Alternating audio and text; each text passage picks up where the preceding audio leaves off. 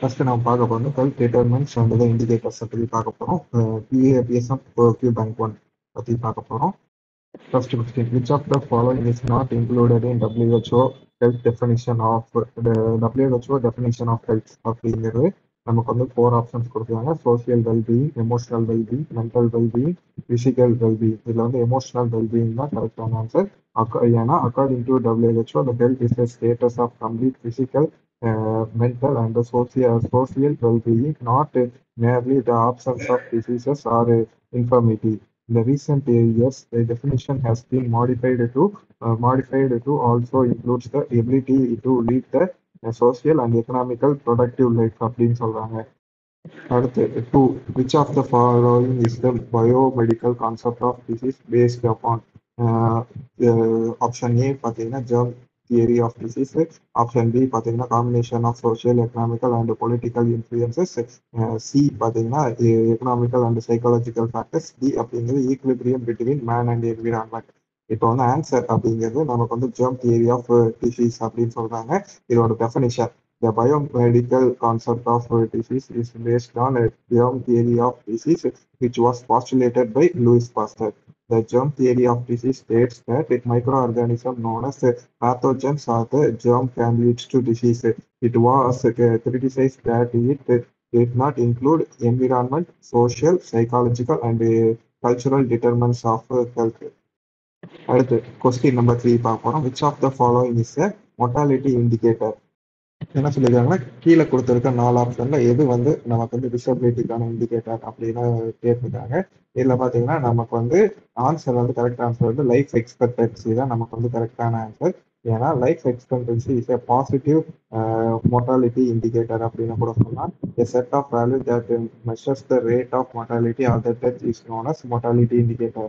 நமக்கு வந்து பாத்தீங்கன்னா ஆப்ஷன் ஏ சரி, ஆப்ஷன் பி சரி, ஆப்ஷன் சி டியும் சரி, நமக்கு இது எல்லாமே டிசபிலிட்டி ரேட்டை வந்து குறிக்கிற மாதிரி இருக்கு அப்படின்னு சொல்றாங்க. என்னென்ன அப்படின்னு சொல்லியிருக்காங்க: டிசபிலிட்டி அட்ஜஸ்டட் லைஃப் இயர்ஸ், அடுத்து வந்து ஸ்லூவன்ஸ் இண்டெக்ஸ், அடுத்து பார்த்தீங்கன்னா நமக்கு வந்து health adjust life expectancy, DALY DALY HALY இந்த மாதிரி எல்லாம் சொல்லியிருக்காங்க. ஸ்லூவன்ஸ் இண்டெக்ஸ் இது மூணுமே நமக்கு வந்து டிசபிலிட்டிக்கு வரும். இது வந்து மோர்டாலிட்டி இந்த இண்டிகேட்டர்ஸ், மார்பிடிட்டி இண்டிகேட்டர்ஸ் பற்றி சொல்லியிருக்காங்க. யூனிவர்சல் இண்டிகேட்டர்ஸ் ஆஃப் மோர்டாலிட்டி இண்டிகேட்டர்ஸ்லாம் பார்த்தீங்கன்னா crude death rate, life expectancy, age specific death rate, disease specific mortality rate, proportional mortality rate, case fatality rate, years of potential life lost, adult mortality rate. Maternal and child mortality இண்டிகேட்டர்ஸ்னா பார்த்தீங்கன்னா infant mortality rate, child death rate, அடுத்து பார்த்தீங்கன்னா under 5 proportionate mortality rate, maternal mortality rate. இப்போ பார்த்தீங்கன்னா morbidity indicators பற்றி பார்க்குறோம். Incidence and prevalence indication rates indication rates, attendance rate at OPD, admission, discharge, readmission rates, duration of stay in hospital, spell of sickness or the absence from work or school. இது எல்லாமே நமக்கு வந்து morbidity இண்டிகேட்டர்ஸ்குள்ள வரும். அடுத்த question, fourth question. Epidemiologist is tasked with measuring the overall health status of a community using a morbidity indicator. Which of the following indicators will she not use அப்படின்னு சொல்லியிருக்காங்க. என்னன்னா இப்ப கேட்டிருக்கிறது என்ன கேட்டிருக்காங்க, மார்பிடிட்டி இண்டிகேட்டர் அப்படிங்கிறது கேட்டிருக்காங்க. நமக்கு வந்து இந்த 4 ஆப்ஷன்ல பாத்தீங்கன்னா நமக்கு வந்து ஆப்ஷன் சி தான் நமக்கு வந்து தப்பானது. Number of days of restricted activity இது வந்து நமக்கு எதுல வரும், disability indicators கூட வரும். The number of days of restricted activity is a disability indicator. Morbidity is defined as a public health outcome focused on disease, trauma or injury. Morbidity indicators can be used to measure overall health and the extent of healthcare utilization in a given population. Disability is a definition as a public health outcome related to health condition that include limitation in personal activities and the social participation. There are 2 types of disability indicators as follow: event type indicators, person type indicators. Event type அப்படிங்கிறது number of days of restricted activity, bed disability days, work loss days, or school loss days within a specific period. person type indicators அப்படிங்கிறது limited mobility, confined to the bed, limitation of activity அப்படிங்கிறது limitation to the performed the basics activities of daily living, such as eating and going to the toilet. இதெல்லாமே சொல்றாங்க. இதெல்லாமே disability கூட அடங்கும். Morbidity அப்படிங்கிறது ஹாஸ்பிட்டல்ல நம்ம எத்தனை நாள் இருக்கோம் அப்படிங்கிறது அடங்கும். மொட்டாலிட்டி அப்படிங்கிறது நமக்கு வந்து என்னது, நமக்கு வந்து டெத் ரேட்டு, இந்த மாதிரி ஃபேட்டாலிட்டி ரேட்டு இந்த மாதிரி போயிடும். நமக்கு பொட்டன்ஷியல் ஆஃப் லைஃப் ரிஸ்க் அதெல்லாமே மொட்டாலிட்டி போயிடும். அடுத்து fifth question, which of the following indicators can be use to estimate the number of years a newborn should expected to live in full health based on the current rate of ill health and the mortality அப்படிங்கிறது Haley அப்படின்னு சொல்றாங்க. இப்போ Haley அப்படிங்கிறது health adjust life expectancy. இங்க கொடுத்திருக்கிறது என்ன கொடுத்திருக்காங்க அப்படின்னா expected to live in full health அப்படின்னு கொடுத்திருக்காங்க. Health adjusted life expectancy is an indicator that can be used to estimate number of years a newborn is expected to live in full health based on the current rate of illness, ill health and mortality. Halley is calculated using the health life expectancy at birth with an adjustment for time spent in poor health. It captures both fatal and non-fatal health outcome of average level of population health. It is also sensitive to change over time or difference between countries in distribution of health state. நமக்கு வந்து Sullivan's index is also known as disability free life expectancy. இது வந்து DFLE or active life expectancy அப்படின்னு சொல்றாங்க. நமக்கு வந்து it is average number of years individual is expected to live free of disability if current pattern of mortality and disability continues to apply. It does not take into amount of premature death. As Halley includes not just disability but the large definition of poor health, it is a better option with respect to the question அப்படின்னு சொல்றாங்க. நமக்கு வந்து ஸ்க்ளூவன்ஸ் index வந்து நம்ம எத்தனை நாள் நடமாட்டத்துல இருப்போம் அப்படிங்கிற சொல்லக்கூடியது. ஆனா நமக்கு வந்து ஹேலி அப்படிங்கிறது எத்தனை நாள் வாழ்வோம் அப்படிங்கிற சொல்லக்கூடியது அப்படின்னு கூட வச்சுக்கலாம். Sixth, while assessing the health needs of the community, epidemiologist is estimating the burden of cholera in area. Which of the following is the simplest measure he can use அப்படிங்கிறது proportional mortality rate அப்படிங்கிறது தான் கரெக்டான answer. The proportional mortality rate is the simplest measure of estimating the burden of disease in community. It signifies the proportion of all death that can be attributed to the disease. It is calculated following: proportional mortality rate of disease equal to number of death due to the disease in the year, total number of death in the year. நமக்கு வந்து into 100 வந்து போடுறோம். Proportion அப்படின்னாலே நமக்கு எபிடமாலஜில வந்து 100 வரணும். நமக்கு வந்து ரேட் அப்படின்னா 1000 10,000 வரணும். இதை மட்டும் நான் வச்சுக்கோங்க. கேஸ் ஃபெட்டாலிட்டி ரேட் மற்ற ஆப்ஷன்ஸ் பத்தி டிஸ்கஸ் பண்ணோம். Case fatality rate measures the risk of person dying from certain diseases within a given time period. It measures the killing power of disease. It is used to link mortality to morbidity அப்படின்னு சொல்றாங்க. Incidence measure a rate at which new cases are occurring in a population. It is not influenced by duration of disease. The use of incidence is generally restricted to acute disease அப்படின்னு சொல்றாங்க. The true death rate is considered a fair indicator of comparative health of the people. It is the rate of total health in a year compared to mid-year population. ஒன்றும் கிடையாது. Case fatality அப்படிங்கிறது killing power of disease இதை வந்து calculate பண்றதுக்கு. Incident அப்படிங்கிறது new cases பார்க்கறதுக்கு. True death rate அப்படிங்கிறது ஒரு மிட் இயர் பாப்புலேஷன்ல வந்து எவ்வளவு இறந்துருக்காங்க அப்படிங்கிறது பார்க்கக்கூடியது. பேர்டன் ஆஃப் டிசீஸ் வந்து ப்ரொபோர்ஷனல் மொர்டாலிட்டி ரேட்டு தான் நமக்கு யூஸ் ஆகும். Seventh, you are researching a overall burden of COVID on a given population. Which of the following disability indicator is the best measure of this அப்படிங்கிறது நமக்கு வந்து டயலி அப்படிங்கிறது தான். Disability adjustment life years is the best measure of overall burden of disease in a defining population. It is also the best measure of effectiveness of intervention. Daily is calculated as year of lost life prematurely plus year of years lost to disability. It can be measured both mortality and disability together அப்படின்னு சொல்றாங்க. The daily is affected by premature loss of life, condition that affects the younger individual like road traffic accident have a high daily in compared to this. Alzheimer's have the lower daily as it is a disease that mostly develops during the old age. So has the lower YLL அப்படின்னு சொல்றாங்க. இப்போ வந்து Kuyili daily அதை பத்தி பார்க்க போறோம். நமக்கு வந்து குயிலி அப்படிங்கிறது quality adjusted life years measure the quality of life in a health gain அப்படின்னு சொல்றாங்க. இங்க பாத்தீங்கன்னா டெய்லி அப்படிங்கிறது நமக்கு வந்து measure the health loss in a quality of life அப்படின்னு சொல்றாங்க. அடுத்து பாத்தீங்கன்னா நமக்கு வந்து பிடி அப்படிங்கிறது indicator of cost effectiveness of intervention. DALY அப்படிங்கிறது indicator of overall burden of diseases in population அப்படின்னு சொல்றாங்க. இவ்வளவுதான் நம்ம தெரிஞ்சுக்க வேண்டியது. குவாலிட்டி அப்படிங்கிறது குவாலிட்டி ஆஃப் லைஃப் பத்தி தெரிஞ்சுக்கணும் அப்படின்னா நமக்கு வந்து குறைலி இருக்கணும். நமக்கு வந்து ஹெல்த் லாஸ் குவாலிட்டி நம்ம வந்து குவாலிட்டி ஆஃப் லைஃப்ல வந்து எவ்வளவு ஹெல்த் லாஸ் ஆயிருக்கு அப்படிங்கிறத தெரிஞ்சுக்கணும் அப்படின்னா டெய்லி அப்படிங்கிறது வேணும். நமக்கு வந்து ஹெல்த் லாஸ் ஆகுதுன்னா அப்போ வந்து பர்டன் ஆஃப் டிசீஸ் வந்து எவ்வளவு இருக்கும் ஒரு பாப்புலேஷன்ல அப்படிங்கிறத தெரிஞ்சுக்கணும். Quality of life health gain நமக்கு வந்து ஒரு ஹெல்த் கெயின் பண்ணிக்கிறோம் அப்படின்னா கண்டிப்பா நமக்கு காஸ்ட் எஃபெக்டிவா ஒரு இன்டர்வென்ஷன் தேவைப்படும். அதான் சொல்ல வரேன். Which of the following is not a health utilized rate அப்படிங்கிறது பெட் டிசபிலிட்டி டேஸ் அதை தான் ஃபர்ஸ்ட் சொல்றாங்க. ஆன்சரும் இதுதான். Bed disability day is not utilization rate.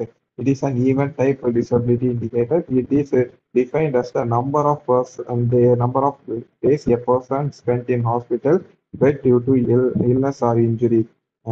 The health utilization rate is defined as number of people making use of available health service to the total number of individual in that population. நமக்கு வந்து ஒரு பாப்புலேஷன்ல இருக்கவங்க எவ்வளவு வந்து health கேரை வந்து use பண்ணிக்கிறாங்க, health service வந்து use பண்ணிக்கிறாங்க அப்படிங்கிறத கால்குலேட் பண்றதுதான் ஹெல்த் யூட்டிலைசேஷன் ரேட் அப்படிங்கிறது. அடுத்து பாத்தீங்கன்னா 9th கொஸ்டின் பார்க்க போறோம். As a medical superintendent of health, you wish to optimize the utilization of health service. What bed turnover interval should you aim for? அப்படிங்கிறது ஸ்லைட்லி பாசிட்டிவ் அப்படிங்கிறது answer. For optimum utilization of health service in a hospital, the bed turnover interval must be slightly positive. Bed turnover interval is defined as the time interval where the hospital bed is left unoccupied following a patient's discharge till the next patient occupies it after the admission. 10th question பார்க்க போறோம். Which of the following is the best indicator of availability, utilization and effectiveness of health service? Infant mortality rate. இதுதான் நமக்கு வந்து best indicator for health சர்வீஸுக்கேவும். infant mortality rate is the best indicator of availability, utilization and effectiveness of healthcare. It is very sensitive indicator. Infantile mortality rate அப்படிங்கிறது number of death in 1 year of life divided by number of live births into 1000 அப்படின்னு சொல்லியிருக்காங்க. இது வந்து best indicator of state failure. It is the most universal accepted health state indicator of a whole population and the socio-economical state in which they live அப்படின்னு சொல்றாங்க.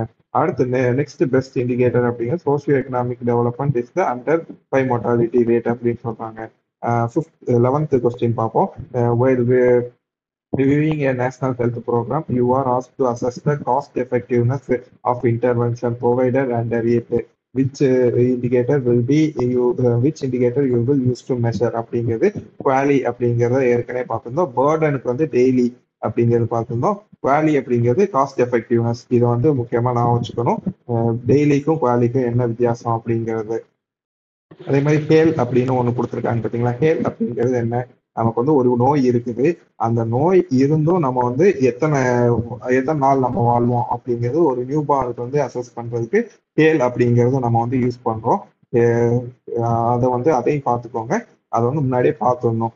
12th question. Which of the following is not a socio economic determinant of health? Life style, political system, education, GNP per capita. நமக்கு வந்து life style தான் life style அப்படின்னு சொல்றாங்க. Life style is a behavioural and the social cultural determinant of health. It is not a socio economical determinant. நமக்கு வந்து social economical determinant of health are following: economical status, education, occupation, political system. இதெல்லாம் தான் வருது. நமக்கு வந்து life style வந்து வரல. Life style is a simple way the people live. It reflects our social value, attitude, and activities. It is composed of cultural pattern, behavioral pattern, lifelong personal habits அப்படின்னு சொல்றாங்க. அடுத்து பாத்தீங்கன்னா which of the following is not a socio economical indicator of health அப்படிங்கிறது annual family income. நம்ம வந்து இங்க கீழே கொடுத்துருக்காங்க socio economical indicators of health அப்படிங்கிறது housing, family size, literacy rate, availability of per capita calorie, GNP per capita, growth rate of population, unemployment level, dependency ratio, இது எல்லாமே நமக்கு வந்து ஆனுவல் ஃபேமிலி இன்கம் வந்து இது கூட வந்து வராது அப்படின்னு சொல்றாங்க. அடுத்து வந்து 14th question which of the following is false regarding the positive health in today's world அப்படிங்கிறது நமக்கு வந்து ஃபால்ஸ் அப்படிங்கிறது it includes provision of free health camp by the governments. இது வந்து நமக்கு வந்து இது கூட வராது அப்படின்னு சொல்றாங்க. The provision of health camp by the government is a concept of state medicine. The health does not merely means the absence of disease or the provision of diagnostic, curative, and the preventive service. It is a state of physical, mental, and the social well-being. The state of positive health is based on the idea of perfect function of body and brain according to the concept. The health is biological, psychological, sociological அப்படின்னு கொடுத்துருக்காங்க. நமக்கு வந்து எவ்வளோ எந்த அளவுக்கு camp போடுறோம், எந்த அளவுக்கு அவங்களுக்கு வந்து மோட்டிவேஷன் கொடுக்குறோம், எந்த அளவுக்கு அவங்களுக்கு சர்வீஸ் கொடுக்குறோம் அப்படிங்கிறது கிடையாது. ஒருத்தங்களோட மென்டல், பயாலஜிக்கல், சைக்காலஜிக்கல், சோசியல் ஸ்டேட்டஸ்னால தான் நமக்கு இருக்கு அப்படிங்கிறத சொல்றாங்க.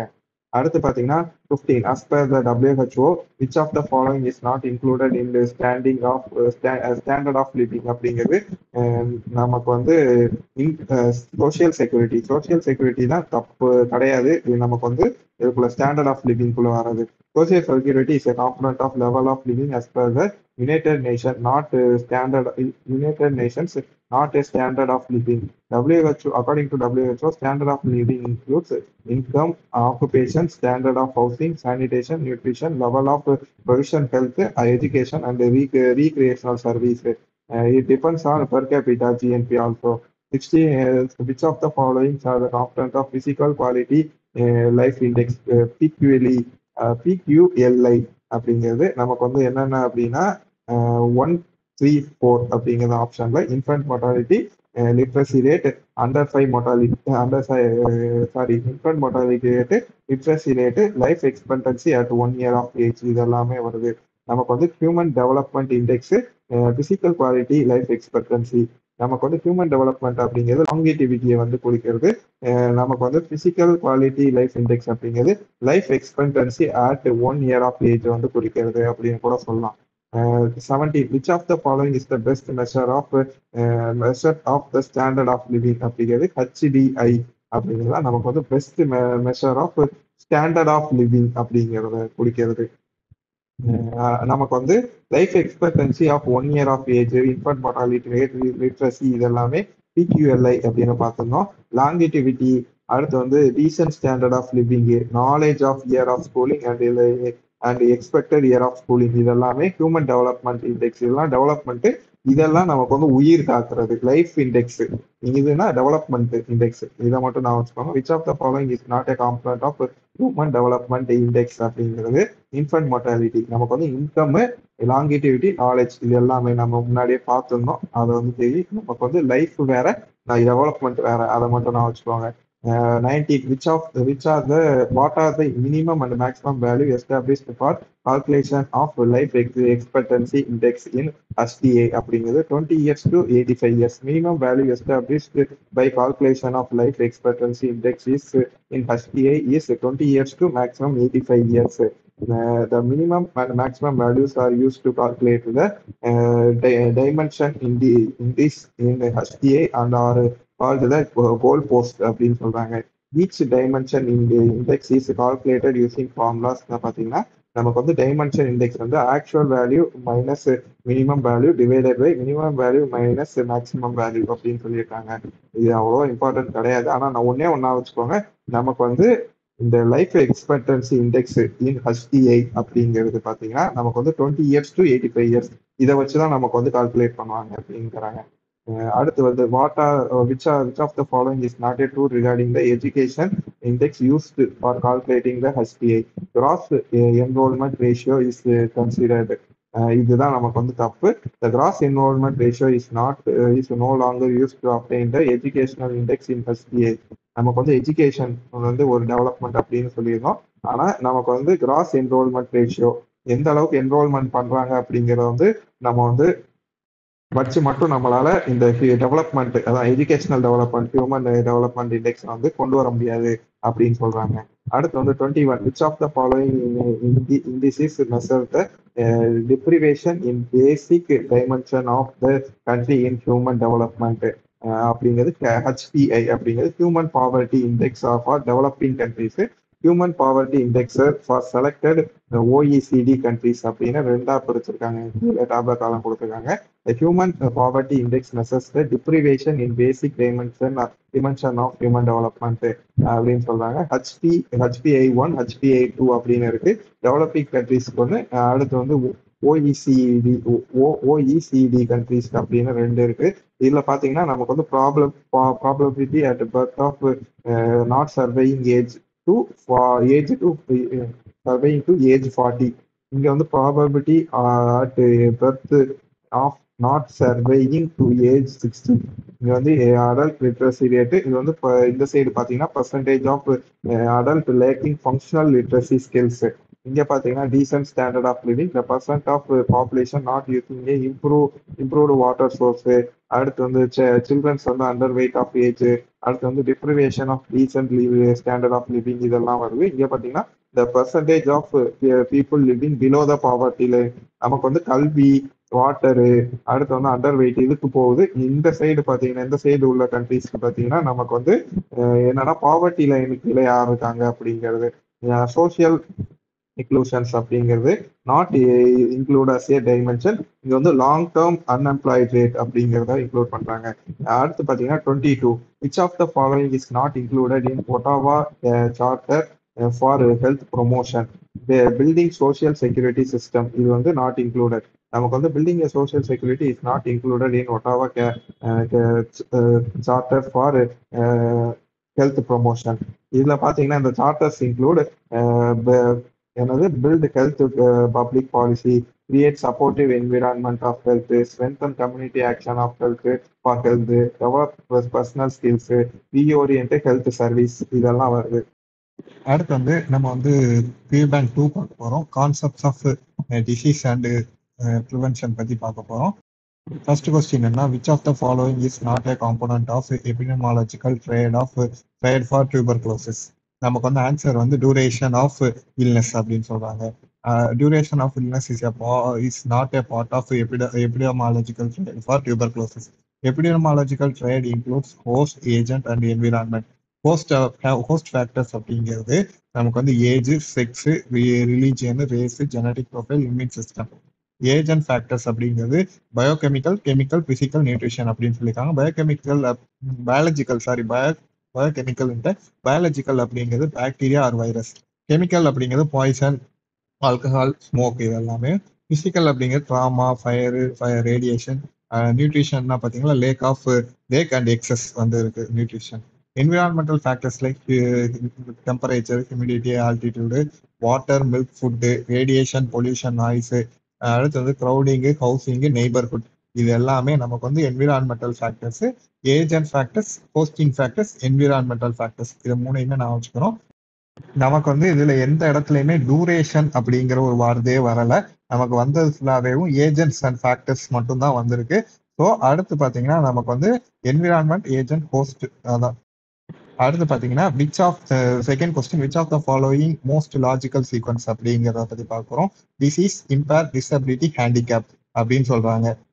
இதை பத்தி நம்ம அடுத்த இதே மாதிரி ஒன்று இருக்கும், அதுல பார்ப்போம். நமக்கு வந்து தேர்ட் கொஸ்டின், சேல்ஸ்மேன் மெட் with an unfortunate accident that leads him to eventually lost his left foot. He is unable to walk after this incident and so being rendered unemployed. The match the following examples with a corresponding event explaining the concepts of disability. இதுல பாத்தீங்கன்னா நம்ம correct answer அப்படிங்கிறது disease, disorder அப்படின்னா நமக்கு வந்து example வந்து accident அப்படின்னு சொல்லலாம். இம்பேர்மெண்ட் அப்படிங்கிறது லாஸ் ஆஃப் ஃபுட், டிசபிலிட்டி அப்படிங்கிறது நம்மளா காண்ட் வாக்கு, ஹேண்டிகேப் அப்படிங்கிறது அன்எம்ப்ளாய்மெண்ட். இதெல்லாம் தான் இதோட சீக்வன்ஸ், இதை நான் வச்சுக்கோங்க. WHO defines impairment அப்படிங்கிறது loss or ability of psychological, physiological or anatomical structure of function. இதுதான் impairment அப்படின்னு சொல்றது.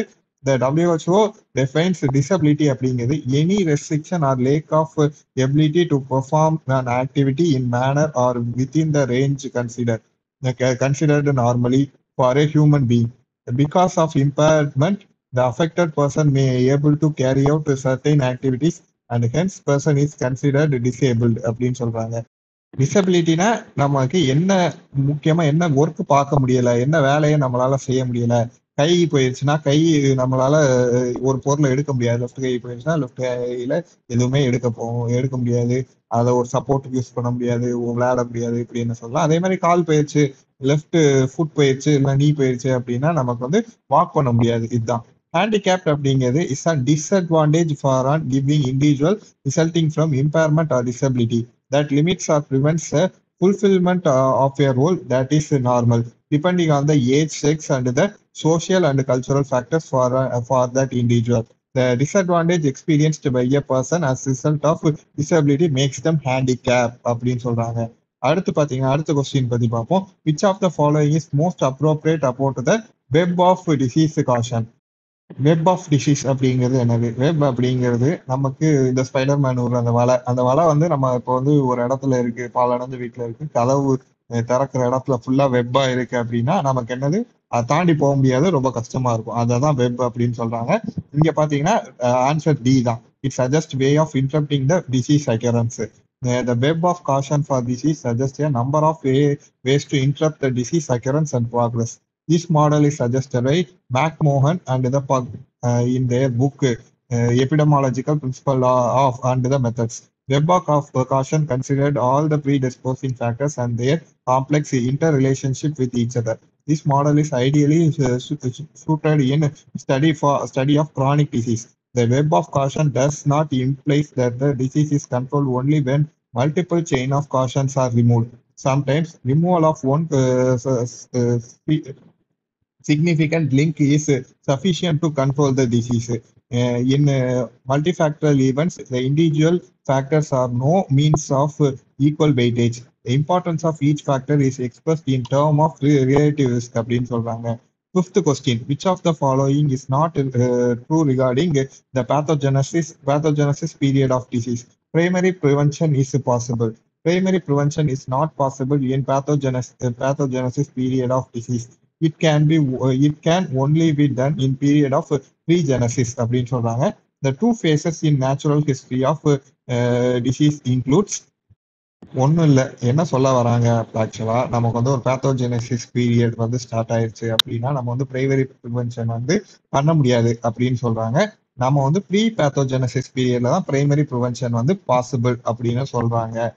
Two phases in natural history of disease includes period of pre-genesis. It is before the onset of disease in human. The disease agent has not entered the host, but the factor favoring the diseases already exist. The primary prevention is applicable in this period. The period of pathogenesis, it begins with entry of organ till the recovery, death or disability. The secondary halting of disease, secondary அப்படிங்கிறது halting of disease progress. And tertiary prevention அப்படிங்கிற secondary and tertiary prevention அப்படிங்கிறது நமக்கு வந்து secondary அப்படிங்கிறது halting of disease progress. Tertiary அப்படிங்கிறது prevention அப்படிங்கிறது measure of limit the disability are applicable in this period. It isn't always characterized by presence of disease symptoms as it also includes subclinical cases அப்படின்னு சொல்றாங்க. அடுத்து நம்ம பார்க்க போற question வந்து sixth question வந்து in Heisenberg phenomenon of disease, which of the following does not represent the submerged portion of Heisenberg அப்படிங்கிறது diagnose case வந்து நமக்கு வந்து சப்மர்ஜ்டு போர்ஷனுக்குள்ள வராது அப்படின்னு சொல்றாங்க. நம்ம கீழே வந்து இமேஜ் கொடுத்துருக்காங்க பாருங்க. நமக்கு வந்து சிம்டமேட்டிக் டிசீஸ் எல்லாமே நமக்கு ஐசன்பர்க் ஃபினாமினன் படி மேலே இருக்குது. ப்ரீ சிம்டமேட்டிக் டிசீஸ் எல்லாமே நமக்கு வந்து கீழே இருக்கு அப்படின்னு சொல்லியிருக்காங்க. இதோட எக்ஸ்பிளனேஷன் பார்ப்போம். எபிடமாலஜிக்கலி த ஐசன்பர்க் ஃபினாமினன் ஆஃப் டிசீஸ் வந்து diagnosed cases are represented by floating tip of Heisenberg. Heisenberg phenomenon of disease is related to spectrum of disease The water surface is the line of demarcation between the apparent and inapparent infections. The submerged portion of Heisenberg, the hidden mass of diseases like asymptomatic, latent, and undiagnosed cases. Screening is done to identify these cases. Iceberg ஃபினாமினனோட இமேஜும் கீழே கொடுத்துருக்காங்க. ஒன்றும் கிடையாது, submerge கீழே உள்ள patients எல்லாம் cases எல்லாமே நமக்கு வந்து ஏசிம்டமேட்டிக், லேட்டன்ட், அன்டைக்னோஸ். இதை வந்து நம்ம வந்து எப்படி இந்த சப்மர்ஜ் வந்து நம்ம வந்து வெளியே கொண்டு வரணும் அப்படின்னா நமக்கு வந்து ஸ்கிரீனிங் அதிகமாக பண்ணணும் அப்படிங்கிறதான் சொல்ல வராங்க. அடுத்து பார்த்தீங்கன்னா, which of the following disease shows the iceberg phenomena? Rubella. நமக்கு ரூபல்லா வந்து ஐசன்பர்க் ஃபினாமினா வந்து ஷோ பண்ணும் அப்படின்னு சொல்றாங்க. Rubella shows the iceberg phenomenon of diseases. Iceberg phenomenon of diseases not shown by disease such as tetanus, rabies, measles.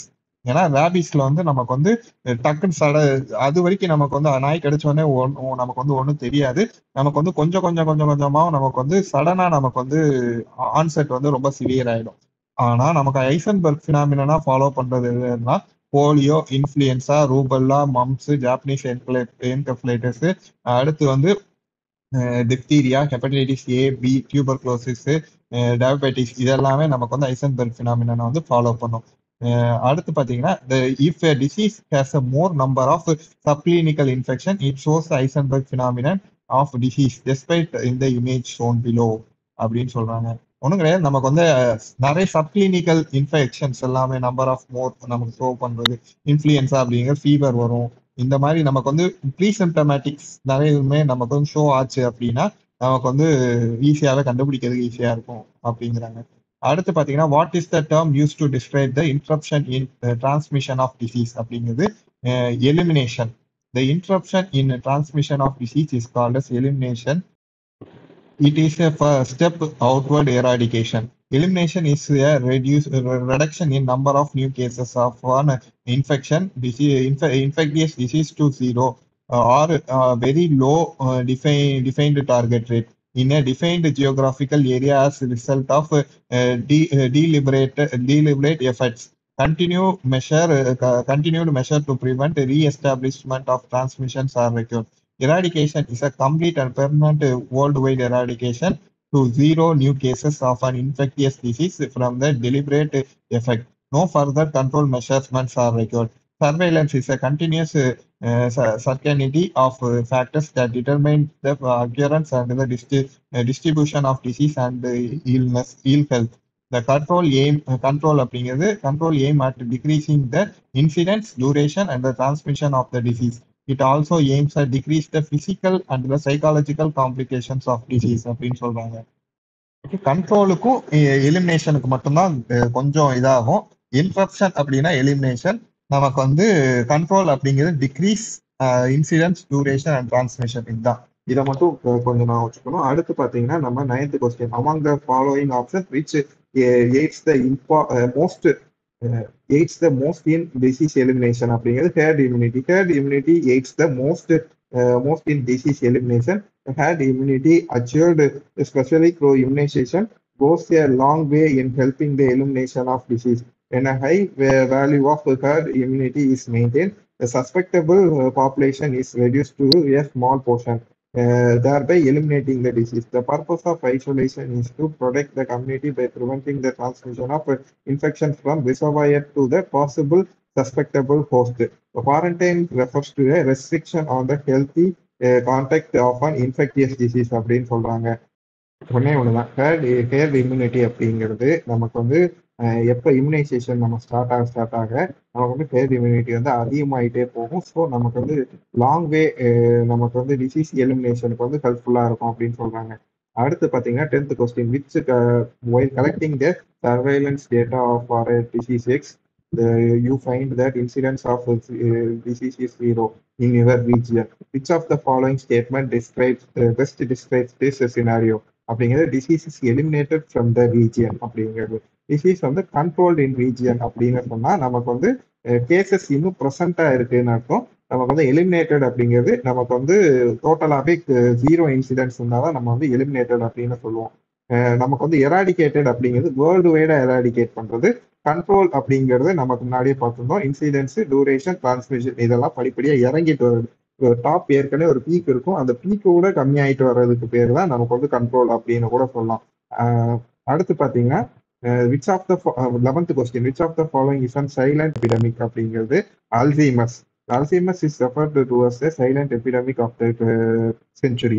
Nearly 50 million people globally are living with this disease since it is strikes often so abruptly and with such little warning and may have adopted it in the silent epidemic அப்படின்னு சொல்றாங்க. அடுத்து பார்த்தீங்கன்னா 12th question, what is the analysis for routine measurement aim at detecting changes in health status of the population called monitoring. The analyzing of routine measurements aimed to detecting changes in health status or environment of one population is called monitoring. Surveillance is a continuous scarcity of factors that determine the occurrence and distribution of disease and illness. Sentinel surveillance is a method to identify the missing cases and therefore supplementing the notified cases. Systemic review involves the detailed planning in planning with the goal of reduce bias by identifying, appraising, and synthesizing all the relevant studies on the particular topic. நமக்கு வந்து monitoring அப்படிங்கிறது தான் என்னது முக்கியமானது. எதுல நமக்கு வந்து status of பாப்புலேஷன்ல வந்து ஹெல்த் ஸ்டேட்டஸ் ஆஃப் பாப்புலேஷன் வந்து நம்ம செக் பண்ணிக்கிட்டே இருக்கிறது. 13 கொஸ்டின் நம்பர் 13 பத்தி பார்க்க போறோம். In which of the following the surveillance of disease not have a direct role breaking chain of transmission அப்படின்னு சொல்றாங்க. The surveillance of disease does not have a direct role in breaking the chain of transmission. நமக்கு வந்து transmission வந்து surveillance எந்த காரணத்தினாலையும் நமக்கு வந்து அதை வந்து உடைக்காது அப்படின்னு சொல்றாங்க. Surveillance is a continuous scarcity of factors that determine the occurrence and distribution of disease and ill health. It helps in health planning and providing information about the public health disaster, including data on new and changing trend of disease. அடுத்து வந்து 14th question பார்ப்போம். Measure in sentinel surveillance do not aim at identifying case free of disability அப்படின்னு சொல்றாங்க. cases free of disability. The sentinel surveillance does not include identifying cases free of disability. Sentinel surveillance helps in identifying the missing case in addition to the already existing and the new cases. It is used for the supplementing routine notification அப்படின்னு சொல்றாங்க. ஒன்றும் கிடையாது. Sentinel surveillance அப்படிங்கிறது ஏற்கனவே நோய் வந்தவங்களுக்கு, நோய் இப்போ இருக்கிறவங்க புதுசாக வந்தவங்களுக்கு, அதே மாதிரி இந்த ஏதாச்சும் நோய் வந்த பேஷண்ட் வந்து மிஸ் ஆயிருப்பாங்களா அவங்கள எல்லாத்தையுமே ஒருங்கிணைச்சு சர்வைலன்ஸ் பண்ணக்கூடியதான் இந்த சென்டினல் சர்வைலன்ஸ் அப்படிங்கிறாங்க. நமக்கு வந்து இந்த டிசபிலிட்டி பேஷண்ட்ஸ் எல்லாம் சர்வைலன்ஸ் பண்றது இந்த கேசஸ் இந்த சர்வைலன்ஸ்குள்ள வராது அப்படின்னு சொல்றாங்க. அடுத்து வந்து question number 15, which of the following is a public health surveillance preferentially aimed at health planning. The public health surveillance is preferentially aimed at health planning. Public health surveillance provide important feedback on health status of population about planning control and prevention activities, and also for the public health disasters. 15th, which of the following is included under primordial prevention of coronary artery disease? Lifestyle changes in childhood. அதான் நமக்கு வந்து first. The adoption of healthy lifestyle from childhood could fall under the category of primordial prevention of coronary disease. The primordial prevention is preventing the emergency of risk factors among the population groups in which these risk factors have not yet appeared. Most adult health problems அப்படிங்கிறது obesity, hypertension have their early origin in childhood. It is in the childhood that lifestyles are formed: eating pattern, physical exercise, smoking. In primordial prevention, the efforts are made to discourage children from adopting harmful lifestyle. These lifestyle changes when the made by the adults are known as primary prevention. நமக்கு வந்து எப்படி ப்ரிமோடியல், primary, secondary, tertiary இந்த இதெல்லாம் கொடுத்துருக்காங்க. ப்ரிமோடியல் அப்படிங்கிறது நமக்கு வந்து underlying socio economical and environmental condition leads to causation. அப்போ பிரைமரி அப்படிங்கிறது நமக்கு வந்து ஸ்பெசிபிக் கேஷுவல் ரிஸ்க் ஃபேக்டர்ஸ் வந்து கவனிக்கிறது. செகண்டரி அப்படிங்கிறது ஏர்லி ஸ்டேஜ் ஆஃப் டிசீஸை கவனிக்கிறது. டெர்ஷரி அப்படிங்கிறது லேட் ஸ்டேஜஸ் ஆஃப் டிசீஸை வந்து கண்டுபிடிக்கிறது, நம்ம வந்து கண்டுபிடிக்கிறதுல கணிக்கிறது, இல்லைன்னா அதுக்கு அந்த ட்ரீட்மெண்ட் கொடுக்கறது அப்படின்னு கூட சொல்லலாம். அடுத்து பார்த்தீங்கன்னா விச் 17th கொஸ்டின் வரும். Which type what type of prevention is prescriptive screening of a disease அப்படிங்கிறது செகண்டரி. நமக்கு வந்து prescriptive screening of diseases is an example of secondary prevention. Prescriptive screening of disease can lead to early diagnosis of disease. By early diagnosis, intervention can be made to prevent a disability. Hence, it comes under the secondary prevention அப்படின்னு சொல்றாங்க. அடுத்து பார்த்தீங்கன்னா நம்ம வந்து ஆக்சுவலா health education அப்படிங்கிறது primordial, health promotion and specific protection அப்படிங்கிறது primary, நமக்கு வந்து டயக்னோஸ் அண்ட் ட்ரீட் அப்படிங்கிறது secondary, disability limitation and rehabilitation அப்படிங்கிறது என்னது நமக்கு வந்து டெர்ஷரி. இதை மட்டும் நம்ம வந்து நான் வச்சுக்கணும். நமக்கு வந்து ஹெல்த் எஜுகேஷன் வந்து டோட்டல் பாப்புலேஷன் ஆர் செலக்டட் குரூப்ஸுக்கு கொடுக்கலாம். அதே மாதிரி இது வந்து ப்ரிமோடியல். பிரைமரி பார்த்தீங்கன்னா total population or risk high risk individuals. இப்போ வந்து ஆல்கஹால் ரீஹாபிலிட்டேஷன்ல இருக்காங்க, இல்லைன்னா யாராச்சும் ரொம்பவே இப்போ வந்து ஐடி எம்ப்ளாயிஸ் இருக்காங்கன்னா அவங்களுக்கு அதிகமான ஃபாஸ்ட் ஃபுட் எடுத்துக்காங்கன்னா அவங்களுக்கு இப்படி செட் ஆஃப் குரூப் ஆஃப் பீப்புள்ஸ்க்கு வந்து ஹை ரிஸ்கா உள்ளவங்களுக்கு வந்து கொடுக்கலாம். அடுத்து வந்து இண்டிவிஜுவல், இந்த செகண்டரி அப்படிங்கிறது இண்டிவிஜுவல் அண்ட் பேஷண்ட்ஸ்க்கு கொடுக்குறாங்க, ஏன்னா அவங்க எப்பயும் நோய் வாய்ப்பட்டுட்டாங்க. நமக்கு வந்து டெர்ஷரி அப்படிங்கிறதுக்கு மெயினாகவே பேஷண்ட்டுகளுக்கு தான் நம்ம ஃபோக்கஸ் பண்றோம் அப்படின்னு சொல்றாங்க. அடுத்தது 18 கொஸ்டின் பார்க்க போறோம். What forms to of prevention is prospective screening primary. The prospective screening is a type of primary prevention. The prospective screening is done on healthy individuals to screen for disease. It is done period to onset of disease. Example, screening donating blood for HIV before it is transferred. This type of prevention reduces incidence of disease. Prescription screening is done for a case detection. The people are screening for their own benefit. It is the early diagnosis of a disease existing in them. This is a form of secondary prevention. Example, neonatal screening for hypothyroidism, pap smear for detecting the cervical cancer. இது எல்லாமே நமக்கு வந்து எதுல வரும், secondary ப்ரிவென்ஷனுக்குள்ள வரும் அப்படின்னு சொல்றாங்க. ஏன்னா நமக்கு வந்து இப்படி பேப் ஸ்மியர் பண்ணும் போது நமக்கு வந்து ஏர்லி ஸ்டேஜ் ஆஃப் டிசீஸ் வந்து கண்டறிய முடியும். அதை தான் சொல்ல வராங்க. 19th பார்ப்போம். You advise a reproductive age woman to vaccinate against HPV. What is this type of prevention called அப்படிங்கிறது பிரைமரி ப்ரிவென்ஷன் அப்படிங்கிறது சொல்றாங்க. The given scenario of immunization is an example for primary prevention. Primary prevention is an action taken before the onset of disease. This reduces the possibility of disease occurrence. Hence, immunization is a form of primary prevention through a specific protection அப்படின்னு சொல்றாங்க. நமக்கு வந்து examples of primary prevention அப்படிங்கிறது immunisation, sanitisation, solid and liquid waste management, இது எல்லாமே.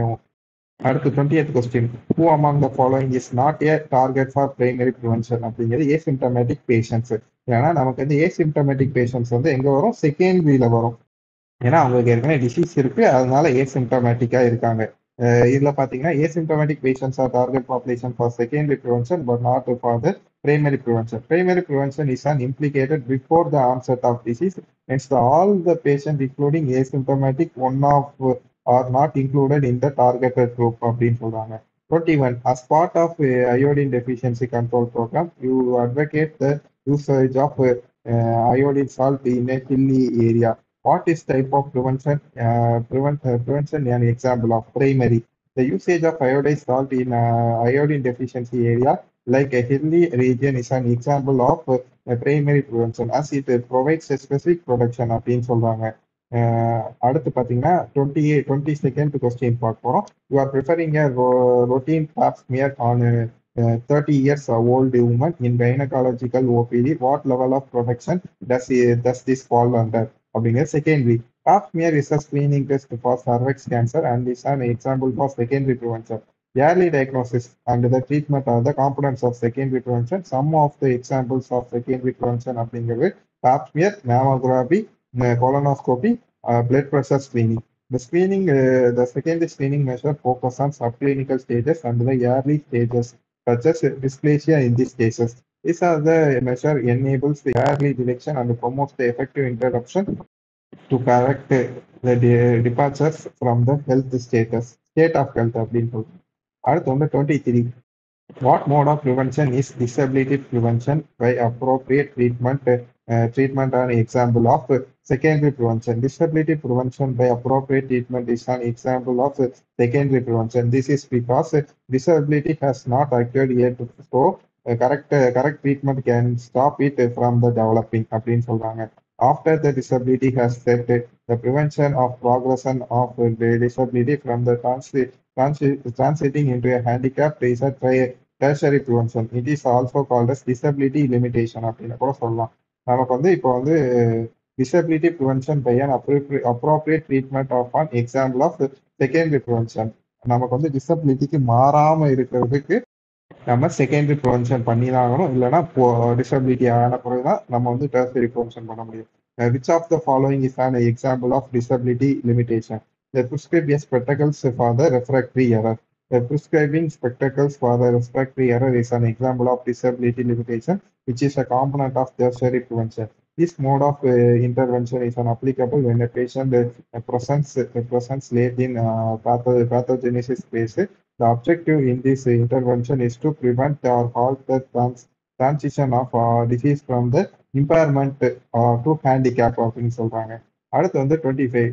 Which among the following disease was eliminated in India in 2015? Neonatal tetanus. The maternal and neonatal tetanus was eliminated from India in 2015. Is certificated by WHO.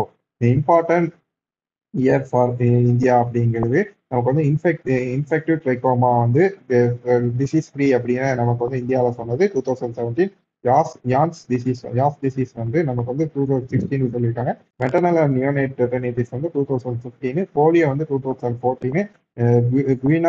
குயினா warm disease அப்படிங்கிறது வந்து 2000 எல்லாம் சொல்லியிருக்காங்க.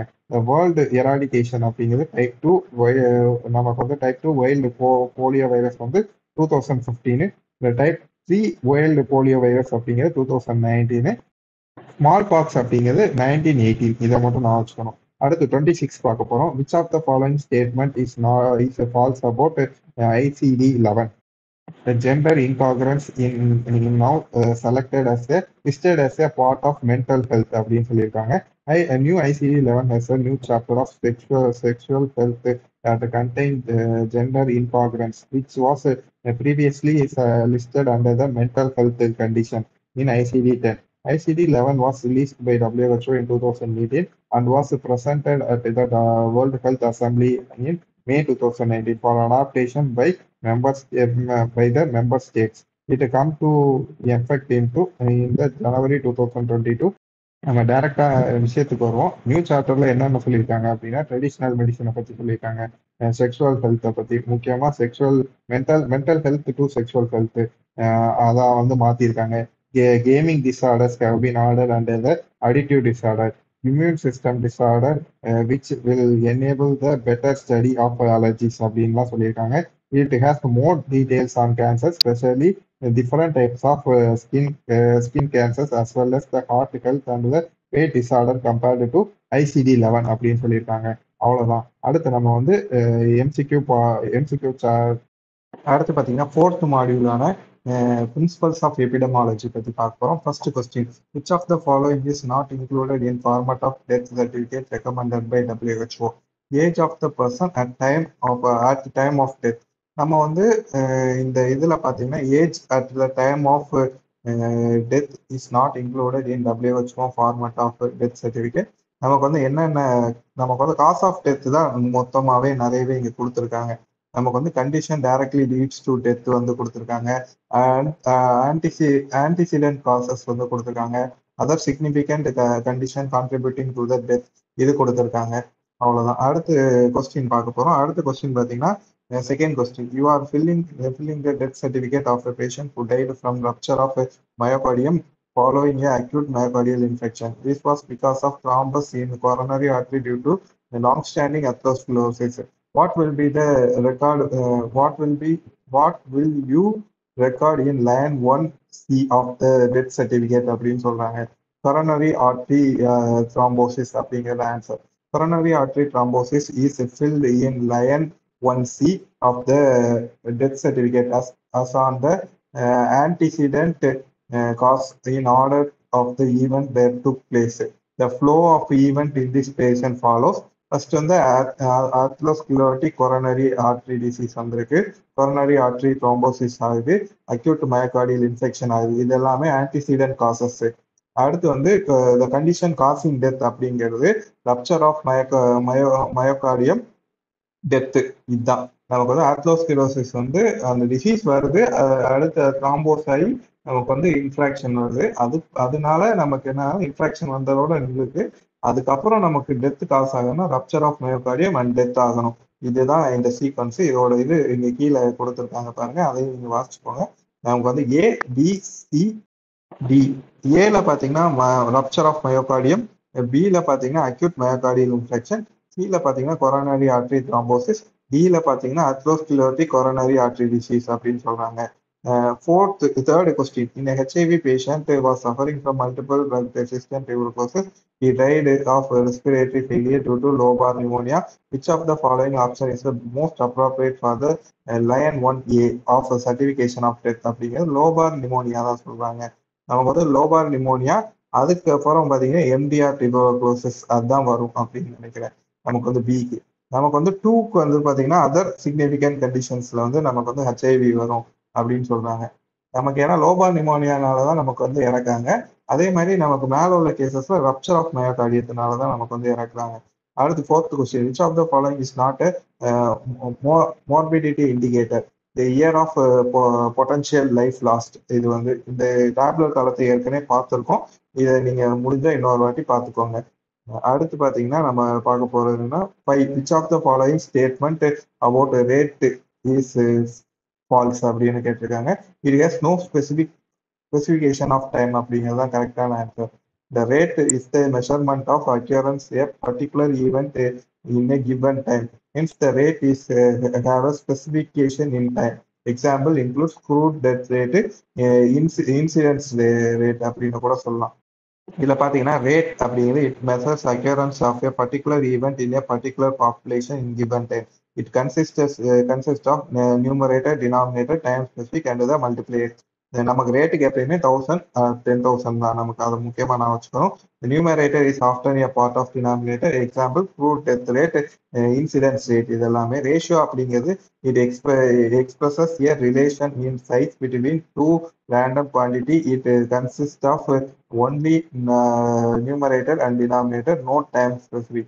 The numerator is not a part of denominator. Example sex ratio. Sex ratio அப்படிங்கிறதே தெரியும் நமக்கு வந்து male and female அப்படிங்கிறப்போ ரெண்டு பேருமே ஒன்றுக்கு ஒன்று சம்மந்தப்பட்டிருக்காது. டாக்டர் பாப்புலேஷன் ரேஷியோ, டாக்டர்ஸ் எவ்வளோ இருக்காங்க, பாப்புலேஷன் எவ்வளோ இருக்கு, அதுவும் உண்மையும். Proportion, it is the ratio that indicates the relation in magnitude of a part of whole. Then the numerator is always a part of the denominator. The proportion are usually expressed as a percentage, and it is often measured at a point at a point in time அப்படின்னு சொல்றாங்க.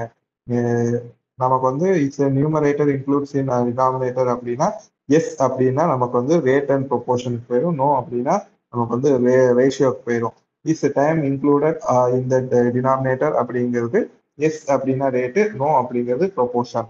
அடுத்து பார்த்தீங்கன்னா 6th question. To calculate the crude death rate of a country at what time of the year is the population assessed அப்படிங்கிறது 1st July அப்படிங்கிறது தான். The crude death rate is a mortality indicator which uses the mid-year population as a denominator. The mid-year population is always attributed as a population on the 1st year of any year, 1st July of any year அப்படின்னு சொல்றாங்க. 1st July தான் நம்ம வந்து முக்கியமாக பார்க்குறோம். Crude death ரேட்டோட formula பார்க்குறோம். Number of death per year divided by mid year population into 1000. நம்ம ரேட் அப்படின்னாலே என்னது 1000 10,000 அப்படிங்கிறது தான் நமக்கு வந்து மல்டிப்ளேயபிளாகவே இருக்கும். இதோட அட்வான்டேஜஸ் டிஸ்அட்வான்டேஜஸ் அப்படின்னா lack of comparability for communities with population that differs in age, sex and race. Currently the crude death rate of India வந்து 6 இருக்குது அப்படின்னு சொல்றாங்க. அடுத்து பார்த்தீங்கன்னா 7th question. For which of the following purpose in age specific death rate not used? Compared between different sexes in relation to accident. The sex-specific death rate are used for comparison between sexes and not the age-specific death rate. Between sexes are not the age-specific death rate. Age-specific death rate are used for comparison of different causes within the same population. The comparison between different age groups in a relation in particular event, identifying the specific age groups at the risk. இதுக்குமே இது கொடுத்துருக்காங்க, பார்த்துக்கோங்க. அடுத்து வந்து an epidemiologist is assessed an outbreak of an acute diarrheal disease in a region. He want to predict the virulence of the causative agent. Which of the following parameter is used for this purpose அப்படிங்கிறது case fatality. அப்படிங்கிற case fatality is used in this scenario as the most useful parameter to predict the virulence of an acute illness. It represents the killing power of disease. The case fatality rate is an incident proportion and not a true rate, as where no time interval is used for its calculation. Case fatality rate அப்படிங்கிறது equal to total number of death due to particular disease divided by total number of case due to the same disease. நமக்கு வந்து டெத்தையும் நமக்கு வந்து கேஸையுமே calculate பண்றோம் into 100 இதுல வந்து போடுறோம். It is a good indicator for severity or killing the power of disease. It is used mostly in acute and infectious disease. No time interval is used. Case fatality rate is closely related to virulence. The limitation of case fatality rate is that its useful of chronic disease is limited. அப்படின்னு சொல்றாங்க.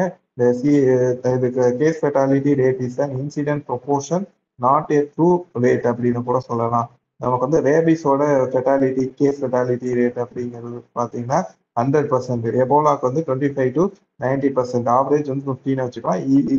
Yellow fever அப்படிங்கிறது 15 to 50. அடுத்து chicken box வந்து 0.001% அப்படின்னு சொல்றாங்க. The diseases has the highest fatality rate அப்படிங்கிறது tetanus, rabies, botulinum, Ebola. Lowest fatality rate அப்படிங்கிறது leprosy, trichoma, lymphatic filariasis. இது எல்லாமே நமக்கு ரேபிஸ் எப்போ சிம்டமேட்டிக் மேனிஃபெஸ்டேஷன்ஸ் அப்போ ஸ்டார்ட் ஆகுதோ அப்படியே 100% ஃபேட்டாலிட்டி வந்து இருக்குது. இந்த case fatality rate is the killing power of disease with no time interval அப்படின்னு சொல்றாங்க. நம்ம மேலே பார்த்ததும் இங்கே கீழே கொடுத்துருக்காங்க.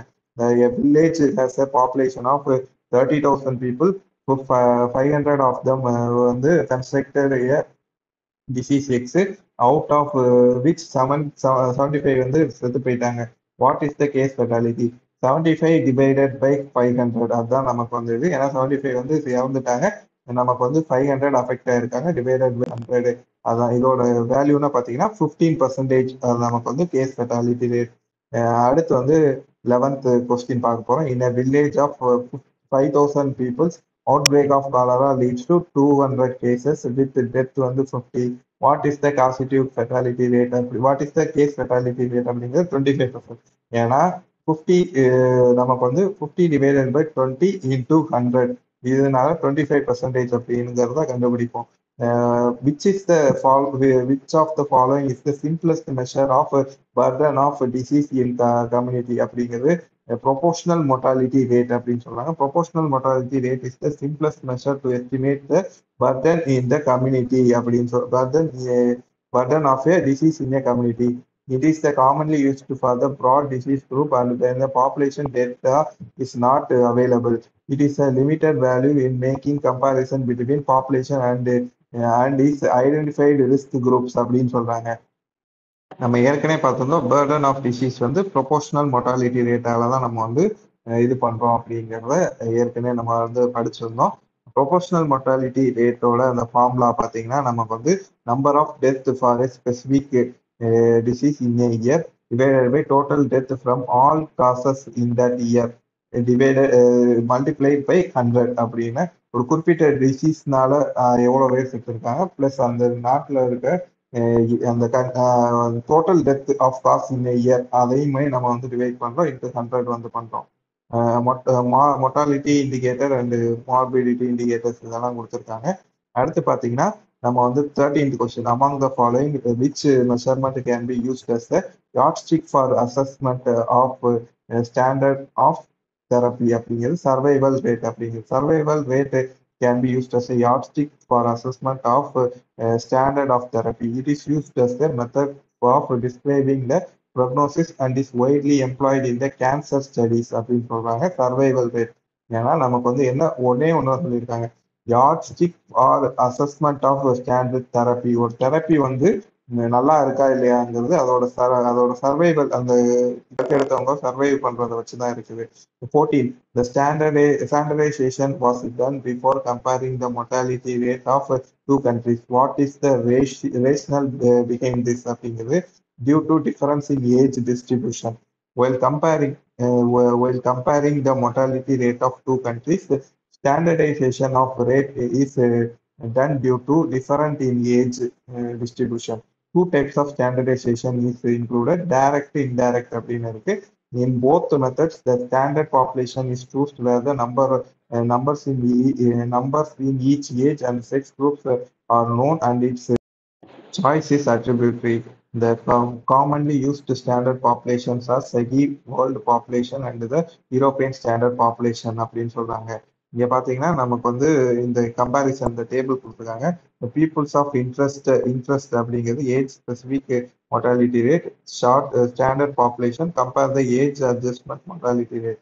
Indirect அப்படிங்கிறது ரெஃபரன்ஸ் பீப்புள், ஸ்டாண்டர்ட் பாப்புலேஷன். இது என்னன்னா எனக்கும் புரியல, அவ்வளவுதான். 15th question போவோம். Which of the following statement is false about the standardized mortality ratio அப்படிங்கிறது? It is a form of direct standardization அப்படின்னு சொல்றாங்க. The standardized mortality rate is a form of indirect standardization அப்படின்னு கூட சொல்றாங்க. அடுத்து பாத்தீங்கன்னா நமக்கு இங்கே கீழே கொடுத்துருக்காங்க என்ன, நமக்கு ஸ்டாண்டர்டைசேஷன்னா ஒன்றும் கிடையாது. நமக்கு வந்து age and mortality, age and group அந்த சிக்ஸ் இதை வச்சு நம்ம வந்து எப்படி பிரிச்சு கொடுக்குறோம் அப்படிங்கிறத வச்சுதான் இந்த டைரக்ட் அண்ட் இன்டைரக்ட் வந்து செயல்படுது. அடுத்து பார்த்தீங்கன்னா 16 question number 16. A party was attended by 110 out of which 40 did not eat the fruit salad. Among the rest of those who ate the salad, 55 of them developed poisoning. What is the attack rate அப்படிங்கிறது 78 அப்படின்னு சொல்றாங்க. நமக்கு வந்து attack ரேட்டை பத்தி பார்க்க போறோம். Attack ரேட்ல பாத்தீங்கன்னா number of new cases is specified period of time, total population risk during the given period. நமக்கு வந்து நியூ கேசஸ் வந்து ஃபார்ம் ஆயிருக்கு அப்படிங்கிறது என்னது 55 டிவைடட் பை நமக்கு வந்து மொத்தம் எத்தனை பேர் இதை வந்து சாப்பிட்டுருக்காங்க அப்படின்னா நமக்கு வந்து 70 பேர் சாப்பிட்டுருக்காங்க, 40 பேர் சாப்பிடலன்னு சொல்லியிருக்காங்க. ஸோ நமக்கு வந்து 55 ஆஃப் தம் வந்து அஃபெக்ட் ஆயிருக்கனால 55 டிவைடட் பை 70 இன்டூ 100, 78.6% வந்து வருது. இதோட இது அட்டாக் ரேட் அப்படிங்கிறது. அட்டாக் ரேட் அப்படிங்கிறது எவ்வளோ பேர் நமக்கு வந்து அஃபெக்ட் ஆயிருக்காங்க டிவைடட் பை எவ்வளோ பேர் ரிஸ்க்ல இருக்காங்க, மொத்தமாவே ரிஸ்க்ல இருந்திருக்காங்க அப்படிங்கிறத கால்குலேட் பண்றாங்க. ரிஸ்க்ல இருந்தவங்கள யாருக்கு யாரெல்லாம் அஃபெக்ட் ஆனது வந்து நாமினேட்டர், ரிஸ்க்ல இருந்தவங்க எல்லாருமே டினாமினேட்டர் இன்டூ 100. 17 அப்படிங்கிறது out of a family of 4 members, one of them developed COVID-19 infection. The 4 days later, 2 other members developed the same. What is the secondary attack rate அப்படிங்கிறது 68% அப்படின்னு சொல்றாங்க. செகண்டரி அட்டாக் ரேட் அப்படிங்கிறது number of exposed person developed the disease within the range of incubation period divided by the total number of exposed are the suspectable contacts. நமக்கு வந்து susceptible contacts அப்படிங்கிறது 4 பேருமே susceptible தான், 3 பேருமே சஸ்பெக்டபிள் தான். ஏன்னா நமக்கு வந்து ஒரு பர்சன் ஏற்கனவே அஃபெக்ட் ஆயிருக்காங்க, அவங்க வந்து பிரைமரி அட்டாக் ஆயிருக்காங்க அப்படின்னு கூட சொல்லலாம். செகண்டரி அட்டாக் அடுத்த இதுல ஃபர்ஸ்ட்ல இருந்து செகண்டரி, ஏன்னா இவங்க தான் இந்த பிரைமரி கேஸ் தான் நமக்கு வந்து இந்த செகண்டரியா வந்த 2 கேஸை வந்து கொடுத்துருக்கு. அதுவுமே நமக்கு வந்து 3 பேருமே அந்த ரிஸ்க்ல இருந்திருக்காங்க, 3ல 2 பேர்த்துக்கு வந்திருக்கு, ஒரு ஆளுக்கு வரல. So 2 divided by 3 into 100 equal to 66% அப்படின்னு கூட சொல்லலாம். அடுத்து which of the following study design could you prefer for calculating the incidence of disease அப்படிங்கிறது கோஹார்ட் ஸ்டடி. இந்த ஸ்டடி டிசைன் ஃபார் இன்சிடென்ட்ஸ் அப்படின்னாலே என்னது நியூ கேசஸ், ப்ரிவலன்ஸ் அப்படிங்கிறது new plus old cases. So நமக்கு நியூ கேசஸ் வந்து எப்பயுமே நமக்கு வந்து என்னது கோஹார்ட் ஸ்டடி தான் யூஸ் பண்ணுவாங்க அப்படின்னு கூட சொல்லலாம். அடுத்து பார்த்தீங்கன்னா நம்ம வந்து 19th கொஸ்டின் பார்க்குறோம். Which of the following statement about the incidents are true? 3 and 5. It is not affected by duration of disease. It is an insight into the effectiveness of health service. Incidence is not affected by the duration of disease. Analysis of incidence rate may provide useful insight into effectiveness of the healthcare service provided. Incidence is the number of new cases occurred in a defined population during the period of time. The prevalence is more than incidence as it is the product of incidence and the duration. The incidence is a type of rate, not a proportion அப்படின்னு சொல்றாங்க. ஒன்றும் கிடையாது. நமக்கு வந்து இன்சிடென்ட்ஸ்ல பார்த்தீங்கன்னா நமக்கு வந்து எந்த விதமான டைம் டூரேஷனும் கிடையாது. அதே மாதிரி பார்த்தீங்கன்னா நமக்கு வந்து it gives an insight into the effectiveness of health care. எவ்வளோ வந்து நியூ கேசஸ் வருது அப்படிங்கிறது வந்து நம்ம ஹெல்த் கேர் சிஸ்டத்தை ஹெல்த் கேர் சர்வீஸ் வச்சு நம்ம வந்து பார்த்துக்கலாம். அது வந்து நல்லா இருந்துச்சு அப்படின்னா கம்மியாக வரும், கூட இருந்துச்சு நல்லா இல்லை அப்படின்னா நமக்கு வந்து கூட வரும் இன்சிடென்ட்ஸ் அப்படிங்கிறது. The medical officer noticed that, 20th question, medical officer noticed that there are 300 new cases of cholera in an area in a year. Total population is that area on 30,000 people இருக்காங்க. What is the incidence of cholera? நமக்கு வந்து 10 per 1000 அப்படின்னு கூட சொன்னா நமக்கு வந்து number of new cases of இது வந்து ஃபார்முலா வந்து இன்சிடென்ஸோட ஃபார்முலா வந்து கொடுத்துருக்காங்க. இந்த இன்சிடென்ஸ் அப்படிங்கிறது new cases of diseases in a specific period of time divided by population at risk that time அப்படிங்கிறது. எவ்வளோ பேர் அஃபெக்ட் ஆயிருக்காங்க அப்படின்னா நியூ கேசஸ் அப்படிங்கிறது 3. எவ்வளோ பேர் அந்த ரிஸ்க்ல இருந்திருக்காங்க அப்படின்னா 30,000. 300 டிவைடட் பை 30,000 இன்டூ 1000 அப்படிங்கிறது 10 வருது. So 10% per 10 per 10,000 per year அப்படின்னு சொல்றாங்க. அடுத்து 21st question, which of the following is an good indicator of efficacy of health care programme அப்படிங்கிறது incidence. Incident is good indicator of efficacy of health care service and programmes. இதை பத்தி ஏற்கனவே பார்த்தோம். அடுத்து பார்த்தீங்கன்னா 22, which of the following is an false with regarding the prevalence. It is an example of rate அப்படின்னு சொல்றாங்க. Prevalence is a proportion not a rate அப்படின்னு சொல்றாங்க. Prevalence is a proportion of all cases, older and new. The particular diseases of a given point in the time over a period of time in a given population. It can be determined from cross-sectional studies. Type prevalence அப்படிங்கிறது the point prevalence is an prevalence at the point in the time. Usually prevalence is point prevalence unless otherwise specific அப்படின்னு சொல்றாங்க. இது எனக்கு ஒன்றும் புரியல. ஆனா நம்ம வந்து ப்ரிவிலன்ஸோட ஃபார்முலா மட்டும் பார்த்துப்போம். The number of all cases of specific disease at a given point of time divided by estimated population at same point in the time divided by 100 வந்து கொடுத்துருக்காங்க. நமக்கு வந்து ப்ரிவிலன்ஸ் அப்படிங்கிறது எதுல வருது அப்படின்னா நமக்கு வந்து estimated population at same point of time and given point of time. இப்போ வந்து எவ்வளோ நியூ கேசஸ் டெவலப் ஆகுது, அந்த டைம்ல எவ்வளோ பாப்புலேஷன் இருந்திருக்கு, அதை வந்து மல்டிப்ளைட் பை 100 வந்து கொடுக்குறாங்க. ஆனா நமக்கு வந்து இன்சிடென்ட்ஸ்ல பாத்தீங்கன்னா எவ்வளவு நியூ கேசஸ் டெவலப் ஆயிருக்கு, எத்தனை பேர் ரிஸ்க்ல இருக்காங்க அப்படிங்கிறத டிவைட் பண்றோம். அடுத்து பாத்தீங்கன்னா 23 அப்படிங்கிறது incidence of diseases is 4 per 10,000 of population with an average duration of 2 years. What is the prevalence அப்படின்னு சொல்லியிருக்காங்க. இதோட ஆன்சர்ல பாத்தீங்கன்னா டி 8 டிவைடட் பை 100. நமக்கு வந்து என்ன பண்றாங்க அப்படின்னா ப்ரிவிலன்ஸை வந்து மீன் டியூரேஷன் கூட மல்டிப்ளை பண்றாங்க. 4 டிவைடட் பை 1000 போடுறாங்க இன்டூ 2 அப்படிங்கிறது 8 டிவைடட் பை 1000 பாப்புலேஷன் அப்படின்னு போடுறாங்க. இது என்ன ஃபார்முலான்னு எனக்கும் தெரியல. அடுத்து பாத்தீங்கன்னா 24 அப்படிங்கிறது village has total population of lakhs with an under 16 age population at 3%. The prevalence of goiter in under 16 population is 0.3 per 100. What is the total number of under 16 population affected is by goiter அப்படிங்கிறது 9%, 9 அப்படின்னு சொல்லியிருக்காங்க. Total number of person under பார்த்தீங்கன்னா under 16 with goiter is 9. Total number of 15 population அப்படிங்கிறது 3% in 1 lakh அப்படிங்கிறது 30,000 பேர். So நம்ம வந்து இதுல பாத்தீங்கன்னா நமக்கு வந்து என்ன ஆகுது அப்படின்னா 100ல அதே மாதிரி ப்ரிவிலன்ஸ் அப்படிங்கிறத பார்த்தீங்கன்னா நமக்கு வந்து 100ல 0.3% வந்து நமக்கு வந்து அஃபெக்ட் ஆகுறாங்க அப்படிங்கிறத போட்டிருக்காங்க. பட் இதுல பாத்தீங்கன்னா இந்த total number of guided patient under 16 with prevalence at given value அப்படிங்கிறது 30,000 divided by 0.3 into 100 equal to 9. Sorry into இல்லை, டிவைடட் பை 100 9 வந்து வருது. ஒன்றும் கிடையாது. இது வந்து என்ன கால்குலேஷன் அப்படிங்கிறது தெரியல. ஆனா நம்ம கீழே ஒன்று கொடுத்துருக்காங்க, அதை மட்டும் வச்சுருவோம். Relationship between incident and prevalence equal to prevalence depends upon incident and duration. Prevalence equal to incident into mean duration. இது வந்து போன இதுல பார்த்தது அப்படின்னு நினைக்கிறேன். ஓகே, அடுத்து பார்த்தீங்கன்னா 25 in population of 50,000 the new cases of TB are 500, old cases are 50. What is the prevalence of TB in this case அப்படிங்கிறது நமக்கு வந்து நியூ கேசஸ் ஆஃப் டிபி வந்து 500 இருக்காங்க, ஓல்டு கேசஸ் வந்து 50 பேர் இருக்காங்க. What is the prevalence of TB in this case பத்தி பார்க்க போறோம்.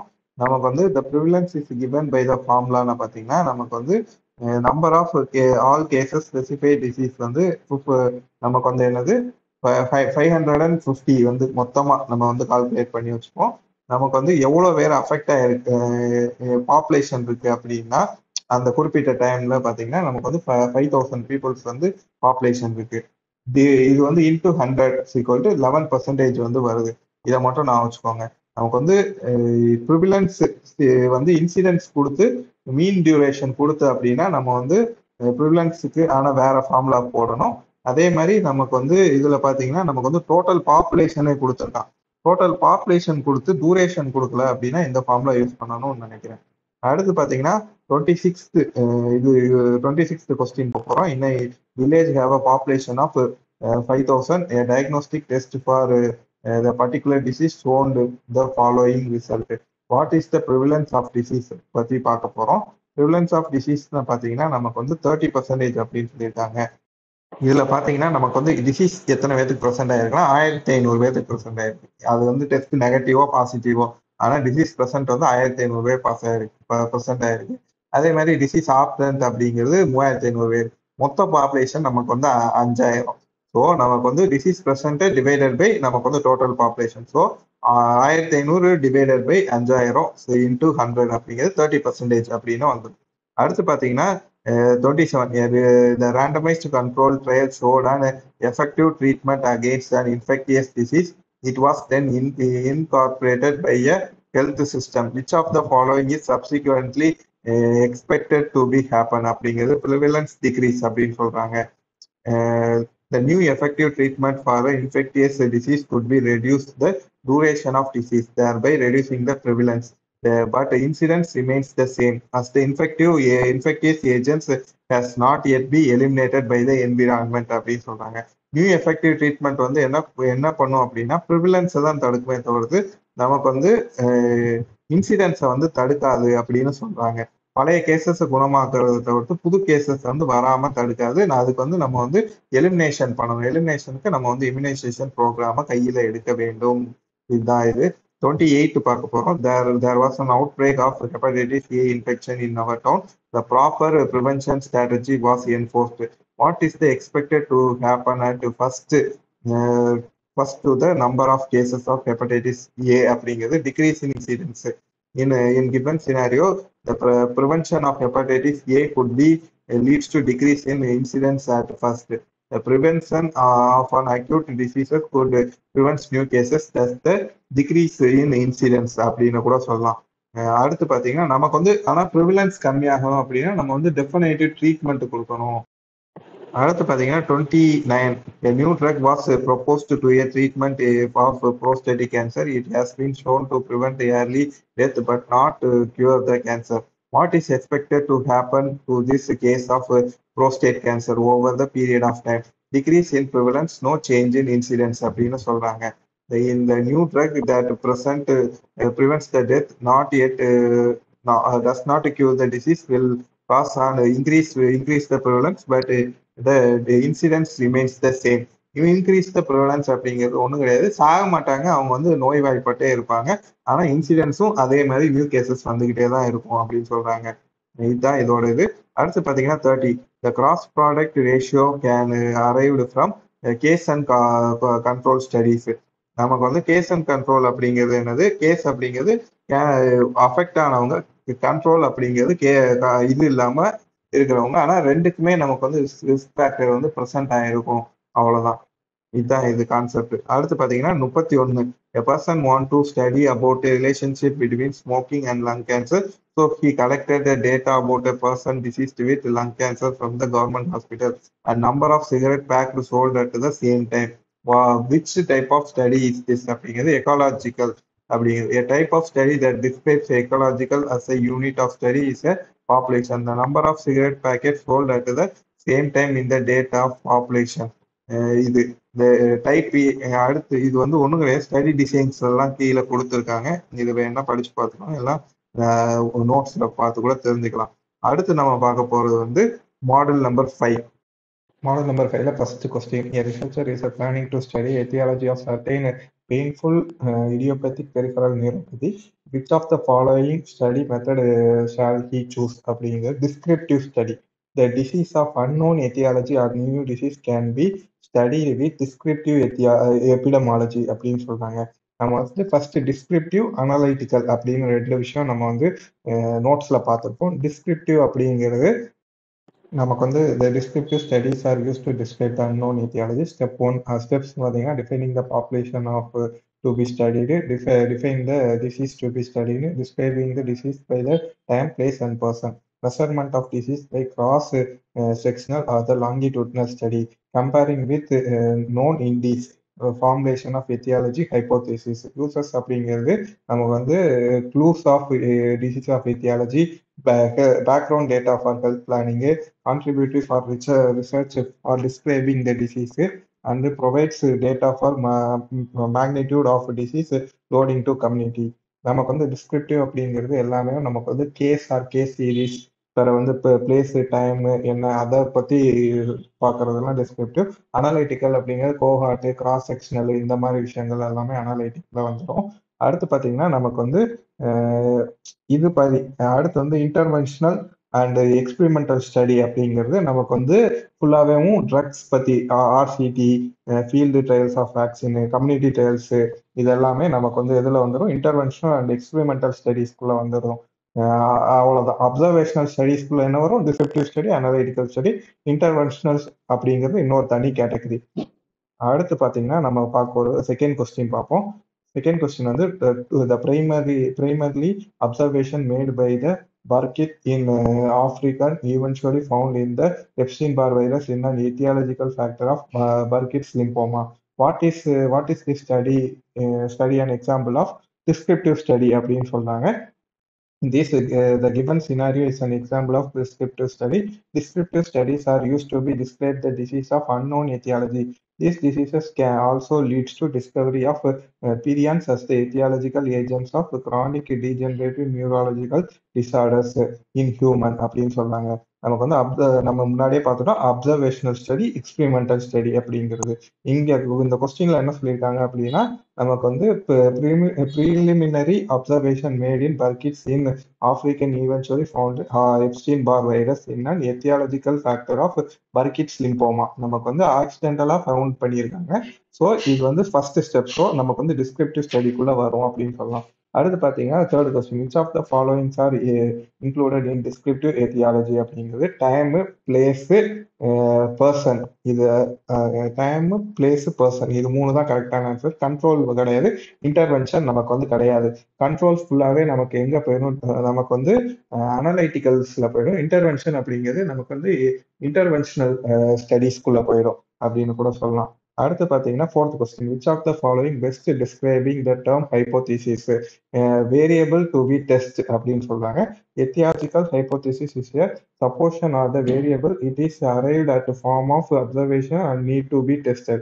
Descriptive studies preliminary focus on formulation of hypothesis. Analytical study, which include study designs like case control and cohort, are used to test for testing the formulating hypothesis.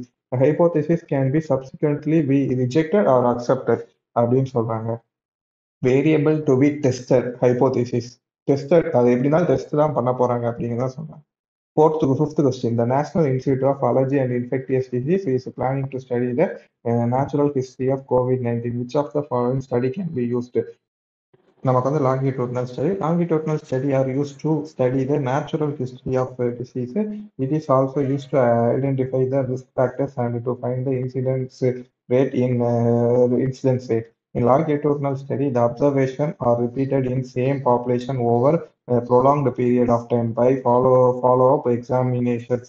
Their disadvantages is that they are difficult to organize and they take very long time அப்படின்னு சொல்றாங்க.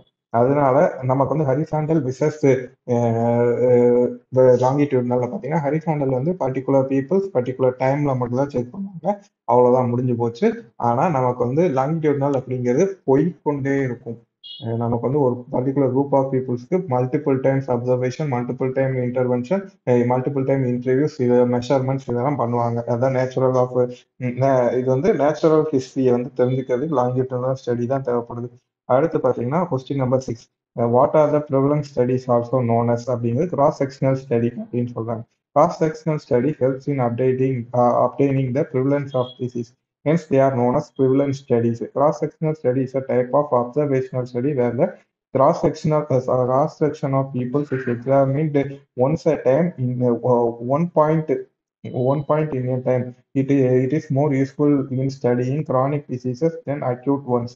They do not provide information on the natural history of disease or the incidents and also not establish the time sequence அப்படின்னு சொல்றாங்க. Only நமக்கு வந்து ப்ரிவிலன்ஸ்க்கு இதை use பண்றதுக்கு ஏற்கனவே வந்த கேசஸ்க்கு மட்டும்தான் இது யூஸ் பண்ண முடியும் அப்படின்னு சொல்றாங்க. அதுவுமே 1 பாயிண்ட் டைம்ல மட்டும்தான் யூஸ் பண்ண முடியும். அதான் ப்ரிவிலன்ஸ் ஸ்டடிக்கு வந்து கிராஸ் செக்ஷனல் ஸ்டடி வந்து யூஸ் பண்றாங்க. அடுத்து பாத்தீங்கன்னா 7th question. Which of the following statement about the point source epidemic is false. It occurs only due to an infectious agent அப்படிங்கிறது தான் நமக்கு வந்து ஃபால்ஸ் அப்படிங்கிறது. Point source epidemic also are caused only due to infectious agents, but also environmental pollution and contamination of food. The point source epidemics belong to common source type of epidemics. The exposure to the disease agent is brief, so they are also called single exposure epidemic. All cases develop within one incubation period. In the epidemic curve, there are a sharp rise and fall of as the all cases are clustered within one incubation period. There are no secondary wave and these epidemics tend to be explosive அப்படின்னு சொல்றாங்க. இதுதான் நமக்கு வந்து it only occurs due to infectious agent அப்படின்னு சொல்றாங்க. இது வந்து தப்பு. நமக்கு வந்து என்விரான்மெண்டல் பொல்யூஷன்னாலேயோ இல்லை கண்டாமினேட்டட் ஃபுட்னாலே எதனால கூட வரலாம். அடுத்து வந்து 8th கொஸ்டின் பார்த்துக்காங்க. Identify the type of epidemic pattern அப்படிங்கிறது பாயிண்ட் சோர்ஸ் எபிடமிக் அப்படிங்கிறது. 9th question. An outbreak of viral hepatitis A was reported from a town between June and September of a particular year. The peak of outbreak occurred in July. What is this an example அப்படிங்கிறது common source multiple exposures அப்படின்னு சொல்றாங்க. இதுல வந்து common source multiple எக்ஸ்போசருக்கு விளக்கம் என்ன கொடுத்துருக்காங்கன்னா, this outbreak of viral hepatitis A is an example of common source multiple exposure type of epidemic. Incubation period of hepatitis A வந்து approximately 28 days, 15 to 50 days வரைக்கும் range கூட வச்சுக்கலாம். In this scenario, the cause of viral hepatitis A has have occurred over a period from June to September, 120 days, which is more than one incubation period of disease. This suggestive of multiple exposure from a common source அப்படின்னு சொல்றாங்க. If the period of outbreak falls within one incubation period, then the type of epidemic is common source, single exposure or a point source exposure அப்படின்னு சொல்றாங்க. நமக்கு வந்து இந்த ரெண்டுத்துக்கும் tablet காலம் இருக்கு. நமக்கு வந்து less than one incubation period அப்படிங்கிறது single exposure common source epidemic. நமக்கு வந்து மோர் தென் ஒன் இன்குபேஷன் இருந்துச்சு அப்படின்னா நமக்கு வந்து common source multiple exposure epidemic. நமக்கு வந்து அவுட் பிரேக் ஆஃப் காலரா வந்து என்னது மல்டிபிள் எக்ஸ்போஷர்ஸ். அதே மாதிரி நமக்கு வந்து சிங்கிள் எக்ஸ்போஷர் எபிடமிக் அப்படிங்கிறது ஃபுட் பாய்சன் அப்படிங்கிறது. இதை மட்டும் நான் வச்சுக்கோங்க. அடுத்து பார்த்தீங்கன்னா the propagated epidemic results from 1% to 1% transmission of infectious agent over prolonged duration of time. Example, polio epidemic and COVID-19. இதுதான் வந்து ப்ரொலாங்டா இருக்கக்கூடியது. இப்ப பார்க்கறதுலாம் மல்டிபிள் எக்ஸ்போஷர், ஆனா காமன் சோர்ஸ் அப்படின்னு கூட சொல்லலாம். மேல பார்த்தது அடுத்து 10th question. The sales team of a corporate company present to a hospital with complaint of sudden onset nausea, vomiting, and loose stools. They have given a food from the nearby bakery 3 hours ago. What is this example? அப்படிங்கிறது common for single exposure. அங்கேயே பார்த்தோம்னா food poison பற்றி. 11th question. Which of the following is an example of disease following the seasonal trend? அப்படிங்கிறது occurrence of bacterial gastroenteritis in summer. ஆமா. இந்த occurrence of இங்க அதான் answer. Occurrence of bacterial gastroenteritis in summer is an example of disease following the seasonal trend. The seasonal trend is a type of periodic fluctuation. It results occurs of disease in seasonal variation influenced by environmental conditions like climate, rainfall, life cycle of vector, heat, etc. Examples are measles and varicella in early spring, bacterial gastroenteritis in summer, heat stroke in summer, dengue in July to November, respiratory infections in winter. அடுத்து 12, the influenza pandemic is anticipated to occur every 10 to 7 to 10 years due to antigenic variation of virus. What is this an example of? அப்படிங்கிறது cyclic trend. The influenza pandemic occurs every 7 to 10 years due to antigen variation of virus is an example of disease showing a cyclic trend. And the disease occurs in the cycle spread over a short period of time. Shows a cyclic trend of time distribution. Cyclic trend is a type of periodic fluctuation. Examples அப்படிங்கிறது measles அப்படிங்கிறது every 2 to 3 years in a prevaccination எரால வந்து வரும் அப்படின்னு சொல்றாங்க. ரூபலா அப்படிங்கிறது 6 to 9 years in a prevaccination era. No infectious condition can also show a cyclic trend. On infectious conditionும் நமக்கு வந்து cyclic trend வந்து ஷோ பண்ணும் அப்படின்னு சொல்றாங்க. 13th question. How often did the cyclic trend of measles occurred in pre-vaccination era? அப்படிங்கிறது 2 to 3 years. அதே மாதிரி ரூபல்லாக்கு வந்து 6 to 9 years. அடுத்து பார்த்தீங்கன்னா 14. What is known as the change in occurrence of a disease over a very long period of time? அப்படிங்கிறது secular trend. Secular trend refer to the change in the occurrence of disease over long period of time. Usually, disease distributed tends to move one particular direction over the period of time. Example, decrease in disease like polio, tuberculosis, typhoid fever, but increase in diabetes and coronary artery disease in developing countries. இது வந்து என்னன்னா நமக்கு வந்து the changes occurs a disease over long period of time அப்படிங்கிறது. காலங்கள் கடக்க போலியோவோ டைஃபாய்டோ ரிபர்குலோசிஸோ குறைஞ்சிக்கிட்டே வருது. ஆனால் நமக்கு வந்து கொரோனரி ஆர்ட்ரி டயபெட்டிஸ் எல்லாம் டெவலப்பிங் கண்ட்ரீஸ்ல கூடிக்கிட்டே போகுது. இது வந்து ஒரு ட்ரெண்டா ஃபார்ம் ஆகி போகுது பார்த்தீங்களா. அது வந்து தேய்மானம் நடந்துகிட்டே இருக்கு. இதுக்கு பேர் தான் நமக்கு வந்து செகுலியர் ட்ரெண்ட் அப்படின்னு சொல்லுவாங்க. லாங் பீரியட் ஆஃப் டைம் இதை நமக்கு இறங்கலாம் இல்லை ஏறலாம். அடுத்து வந்து 15th கொஸ்டின் கொடுத்துருக்காங்க. Rural and urban distribution of டிசீஸ்க்கு வந்து இந்த மேப் மாதிரி கொடுத்துருக்காங்களா, இது வந்து யூஸ்ஃபுல்லா இருக்கும் அப்படின்னு சொல்லுவாங்க. இது வந்து ஸ்பாட் மேப் அப்படின்னு சொல்லுவாங்க. They are also called shaded map அப்படின்னு சொல்லுவாங்க. இதை இன்வென்ட் பண்ணது this method was used by John Snow to investigate the epidemic of cholera and London அப்படின்னு சொல்றாங்க. அடுத்து பார்த்தீங்கன்னா 16. What are the migration studies use to evaluate அப்படிங்கிறது environment and genetic factor of diseases in population. Migration studies are used to evaluate the role of genetic and environmental factors of disease in population.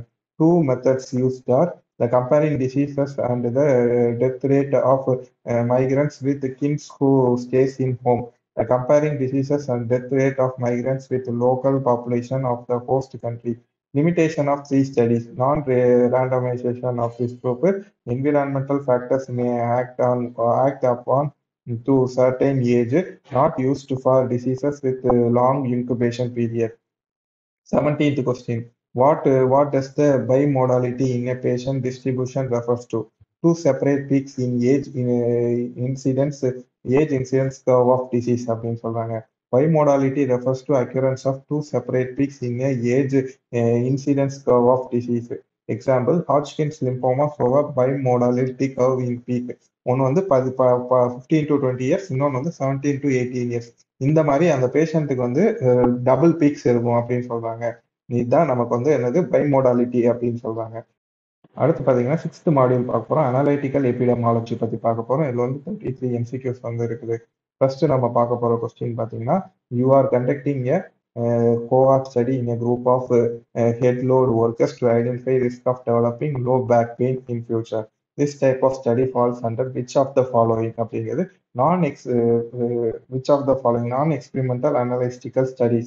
Cohort falls under the non-experimental observational study தான். Non-experimental நமக்கு எந்த kind of எக்ஸ்பெரிமெண்ட்ஸுமே பண்ண போகிறது, only observational study தான் நமக்கு. ஓகேவா? So நமக்கு வந்து observational study allows the nature to take its own course. The investigator measures but do not intervene. It is other classified into descriptive analytic அப்படின்னு சொல்லியிருக்காங்க. எக்ஸ்பெரிமெண்டல் அப்படிங்கிறது நமக்கு வந்து ஒரு ட்ரக்கை வச்சு எக்ஸ்பெரிமெண்ட் பண்ணி பார்க்கறது, அதுதான் நமக்கு வந்து எக்ஸ்பெரிமெண்டல் அப்படிங்கிறது. அதில் வந்து randomised control trials, field trials, community trials இது எல்லாமே இருக்குது. இதில் வந்து ட்ரக்ஸும் சரி வேக்சினேஷன் சரி இது கீழே வரும். Second question, what is the unit of observation in ecological studies அப்படிங்கிறது பாப்புலேஷன் அப்படிங்கிறதா நமக்கு வந்து இக்கலாஜிக்கல் ஸ்டடீஸோட இது. மற்றதுக்கு எல்லாமே இண்டிவிஜுவல் அண்ட் பேஷண்ட்ஸு ஹெல்த் இதுதான் இதுக்குள்ளதான் வரும். ஃபீல்டு ட்ரையல் அப்படிங்கிறது நமக்கு வந்து ஹெல்த்தி பாப்புலேஷன் வரும். கம்யூனிட்டி ட்ரையல் அப்படிங்கிறது கம்யூனிட்டி. ரேண்டமைஸ்டு ட்ரையல் அப்படிங்கிறது நம்ம வந்து பேஷண்ட்ஸுக்கு தான் கொடுத்து பார்ப்போம். மற்றபடி மற்ற எல்லாமே கோஹார்ட்டு, கிராஸ் செக்ஷனலு, பிறகு வந்து கேஸ் கண்ட்ரோலு இது எல்லாமே இண்டிவிஜுவல்ஸை வச்சு தான் பண்ணுறது. அடுத்து பார்த்தீங்கன்னா third question, identify type of study from the following design.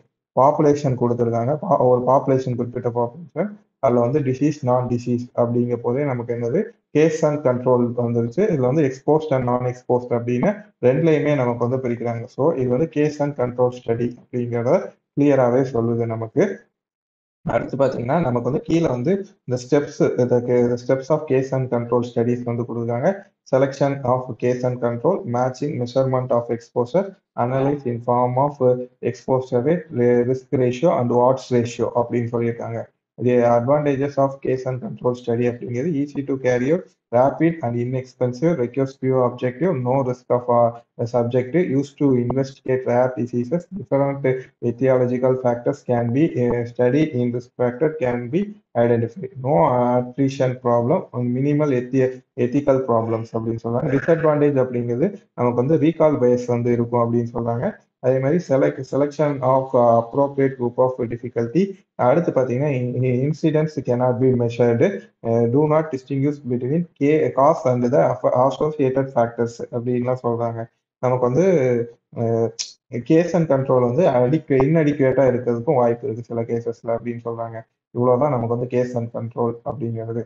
அடுத்து பார்த்தீங்கன்னா fourth question, the study was conducted among group of 500 patients with lung cancer and another group of 300 often 300 people chosen from general population. Both the groups were questioned about their exposure of smoking. What kind of study அப்படின்னு சொல்லியிருக்காங்க. இதில் வந்து 500 people வந்து lung cancer இருக்காங்க. அடுத்து 300 people வந்து from general population எடுத்திருக்காங்க. So நமக்கு வந்து டிசீஸ் அண்ட் நான் டிசீஸோ கேஸ் கண்ட்ரோல் ஸ்டடிக்குள்ள வந்துடும் அப்படின்னு சொல்லலாம். அடுத்து பார்த்தீங்கன்னா fifth question, case control study was conducted to evaluate the association between lifestyle risk factors and the prevalence of dyslipidemia. Which of the following is not an advantage of this type of study அப்படிங்கிறது incidents can be calculated அப்படிங்கிறது. ஏன்னா நமக்கு வந்து case and கண்ட்ரோல்ல வந்து incidents வந்து calculate பண்ண முடியாது அப்படிங்கிறது நம்ம ஏற்கனவே பார்த்தோம். So which of the following is not advantage அப்படிங்கிறதுனா இன்சிடென்ட்ஸ் கேனாட் பி கால்குலேட்டட். இதை வந்து முக்கியமாக நோட் பண்ணும். Sixth question, a case control study was conducted to see if symptoms of upper gastrointestinal dysfunction occurs more frequently in patients with Duchenne muscular dystrophy. Which of the following cannot be used as a control in this study? Siblings cannot be used as a control while studying the genetic conditions because the outcome should be distorted due to their similarity அப்படின்னு சொல்றாங்க. Control in case of case and control studies அப்படின்னு சொல்றாங்க. Control in case and control studies வந்து usually disease ஃப்ரீயா இருக்கணும். அதே மாதிரி can be used 4 times the number of case in a small study. ஒரு கேஸுக்கு 4 கண்ட்ரோல்ஸ் கூட யூஸ் பண்ணலாம். ஆனால் நம்ம வந்து 1:1 ரேஷியோவும் யூஸ் பண்ணலாம்.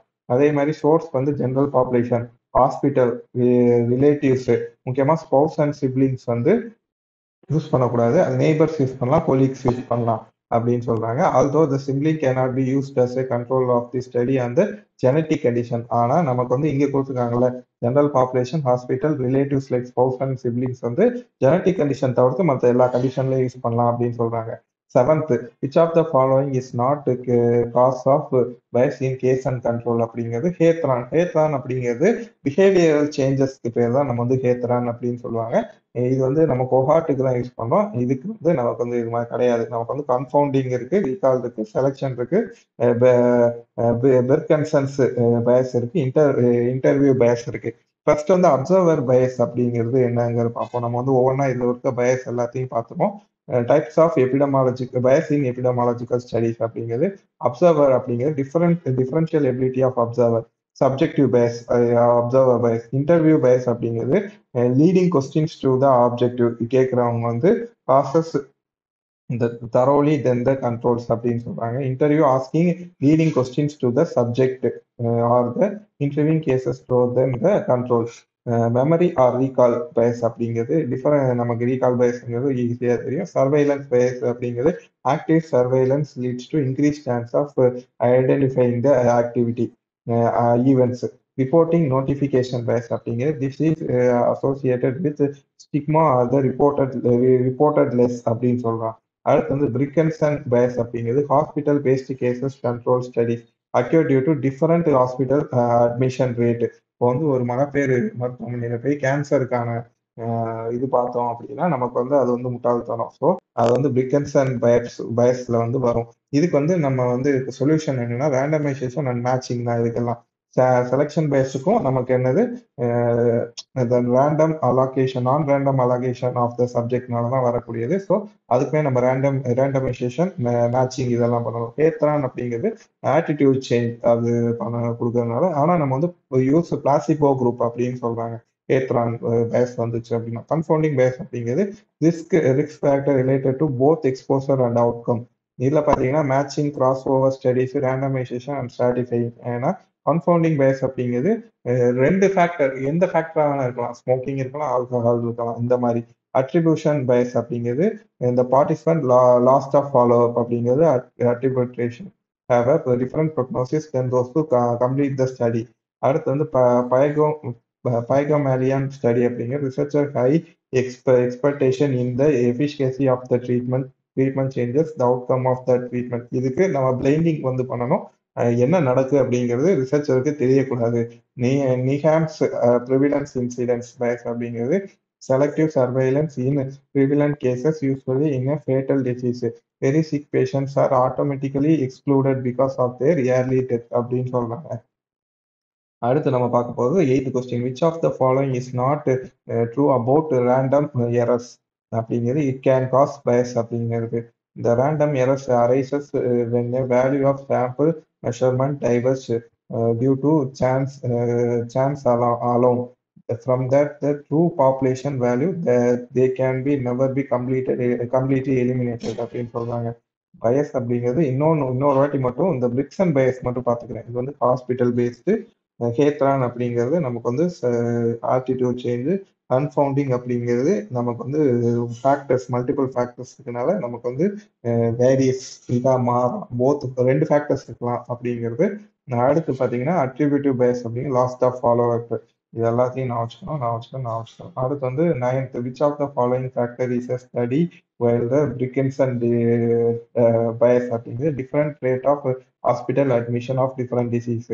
இதை பற்றி பார்த்துட்டோம். அடுத்து வந்து 10th, epidemiologist plan to conduct a prospective study instead of retrospective study. Which of the following disadvantages does he aim to eliminate by conducting the study அப்படிங்கிற ரீகால் பயஸ் அப்படிங்கிறது. ஏன்னா அவங்க வந்து plan to conduct prospective instead of ரெட்ரோஸ்பெக்டிவ்னு வந்துருச்சுனால நமக்கு recall Paes அப்படிங்கிற நாமத்தில் வரணும். அடுத்து பார்த்தீங்கன்னா 11, study conducted in a group revealed that consumption of alcohol increased the risk of esophageal cancer, but it actually due to the cigarette smoking. This happens due to confounding bias அப்படிங்கிறது. நம்ம வந்து confounding Paes வந்து அங்கேயே பார்த்தோம். Multiple factors அப்படிங்கிறது ரெண்டு factor கூட இருக்கலாம். எந்த ஃபேக்டரா இருந்தாலும் நமக்கு வந்து அது வந்து நம்ம இப்போ வந்து சிகரெட் ஸ்மோக்கிங் மட்டும் நம்ம கான்சென்ட்ரேட் பண்ணோம், ஆல்கஹாலை கான்சென்ட்ரேட் பண்ணாம விட்டா அதுதான் கன்ஃபவுண்டிங் பேஸ் அப்படின்னு சொல்றாங்க. 12th question, which of the following is false regarding the confounding factor? It is distributed equally in both study and control groups அப்படின்னு சொல்றாங்க. கன்ஃபவுண்டிங் வந்து ஈக்குவலாகவே டிஸ்ட்ரிபியூட்டே ஆகாது. ஏன்னா நம்ம வந்து ஏதாவது ஒரு ரிஸ்க் ஃபேக்டர் தான் எடுக்க முடியும், ரெண்டு ரிஸ்க் ஃபேக்டர் வந்து எடுக்க முடியாது. 13th கொஸ்டின் பார்ப்போம். Researcher is planning to conduct a study to investigate relationship between oral contraceptive and breast cancer. He wants to remove age as a confounding factor. Which of the following method will not help him to reduce this bias அப்படிங்கிறது டெலிஷன்னா மொத்தமா remove பண்றது அப்படிங்கிறது அது வந்து முக்கியமா help பண்ணாது. அதுக்கு randomisation, stratification, regression analysis இது 3 தான் நமக்கு வந்து ஹெல்ப் பண்ணும் அப்படின்னு சொல்றாங்க. அடுத்து வந்து 14th கொஸ்டின் பார்க்க போறோம். Match is done for which of the following அப்படிங்கிறது அன்னோன் கோஃபவுண்டிங்க்கு நம்ம வந்து மேட்சிங் பண்ணணும். சாரி, அன்னோன் கிடையாது, நோனுக்கு மட்டும்தான் நம்ம வந்து confounding factors, known confounding factors மட்டும் தான் மேட்சிங் பண்ணணும் அப்படின்னு சொல்றாங்க. Matching is a process which controls are selected in ways that they are similar to cases in certain patient variable. Example, the age that are known to influence the outcome of the disease. If not adequately matched for comparability, this variable could be confound the result அப்படின்னு சொல்றாங்க. 15, which among the following is not type of matching அப்படிங்கிறது collective branching matching அப்படிங்கிறது. Group matching அப்படின்னு இருக்கு, individual matching அப்படின்னு 2 type இருக்கு நமக்கு. Individual matching by purse அப்படிங்கிறதும் நமக்கு வந்து இண்டிவிஜுவல் மேட்சிங்குள்ள தான் வரும் அப்படின்னு கூட சொல்லலாம். Also called as individual matching அப்படின்னு சொல்லலாம். அடுத்து பார்த்தீங்கன்னா நமக்கு வந்து 16, the epidemiologist determined to evaluate the strength of association between asbestos exposure and the mesothelium in a case control study. Which of the following variable could he use to for it அப்படிங்கிறது ads ratio. நமக்கு வந்து case and கண்ட்ரோலுக்கு ads ratio வந்து use பண்ணணும் அப்படிங்கிறது ஏற்கனவே பார்த்தோம்னா ads ரேஷியோட ஃபார்முலாவுமே நமக்கு வந்து இருக்குது. Odds ratio is a measure the strength of association between risk factor and the outcome அப்படின்னு சொல்றாங்க. இன்ன கேஸ் கண்ட்ரோல் ஸ்டடி அப்படின்னு கூட சொல்லலாம். இதோட ஃபார்முலா பார்த்தீங்கன்னா நமக்கு வந்து ஆட்ஸ் ரேஷியோ வந்து A மல்டிப்ளைடு பை என்னது D divided by B multiplied by C where அப்படின்னு சொல்றாங்க. இதோட இது இங்க கீழே பார்த்துக்கோங்க இதோட ஃபார்முலா.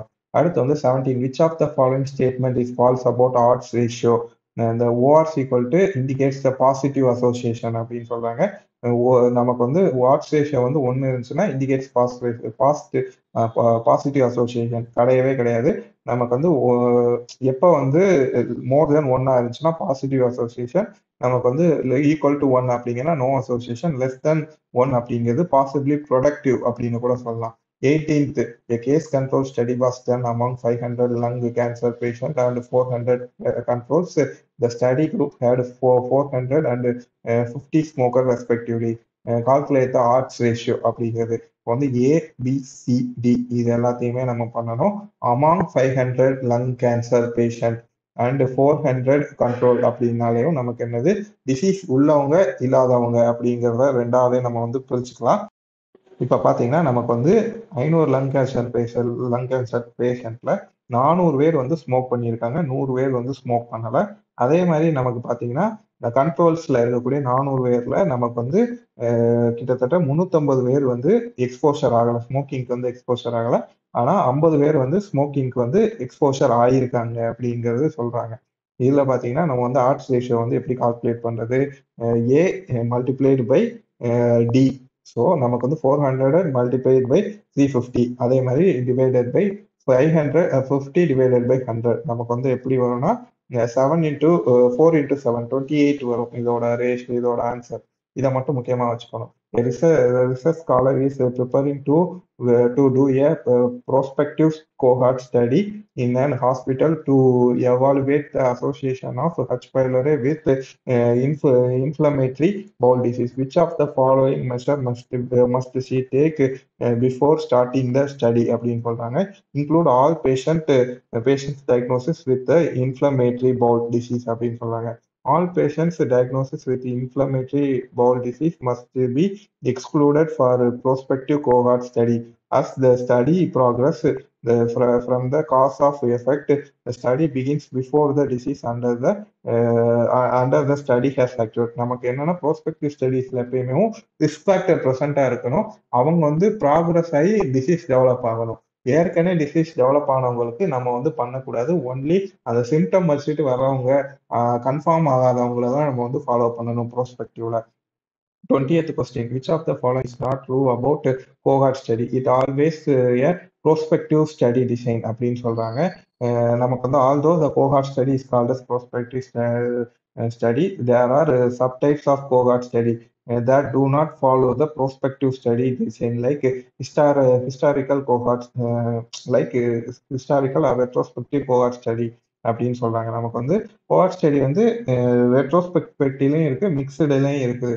ஸோ நமக்கு வந்து இன்சிடென்ட்ஸை மட்டும் கால்குலேட் பண்றதை விட நமக்கு வந்து ரெட்ரோஸ்பெக்டிவாவையும் போகிறதுக்கு வாய்ப்பு இருக்கு கோஹார்ட்.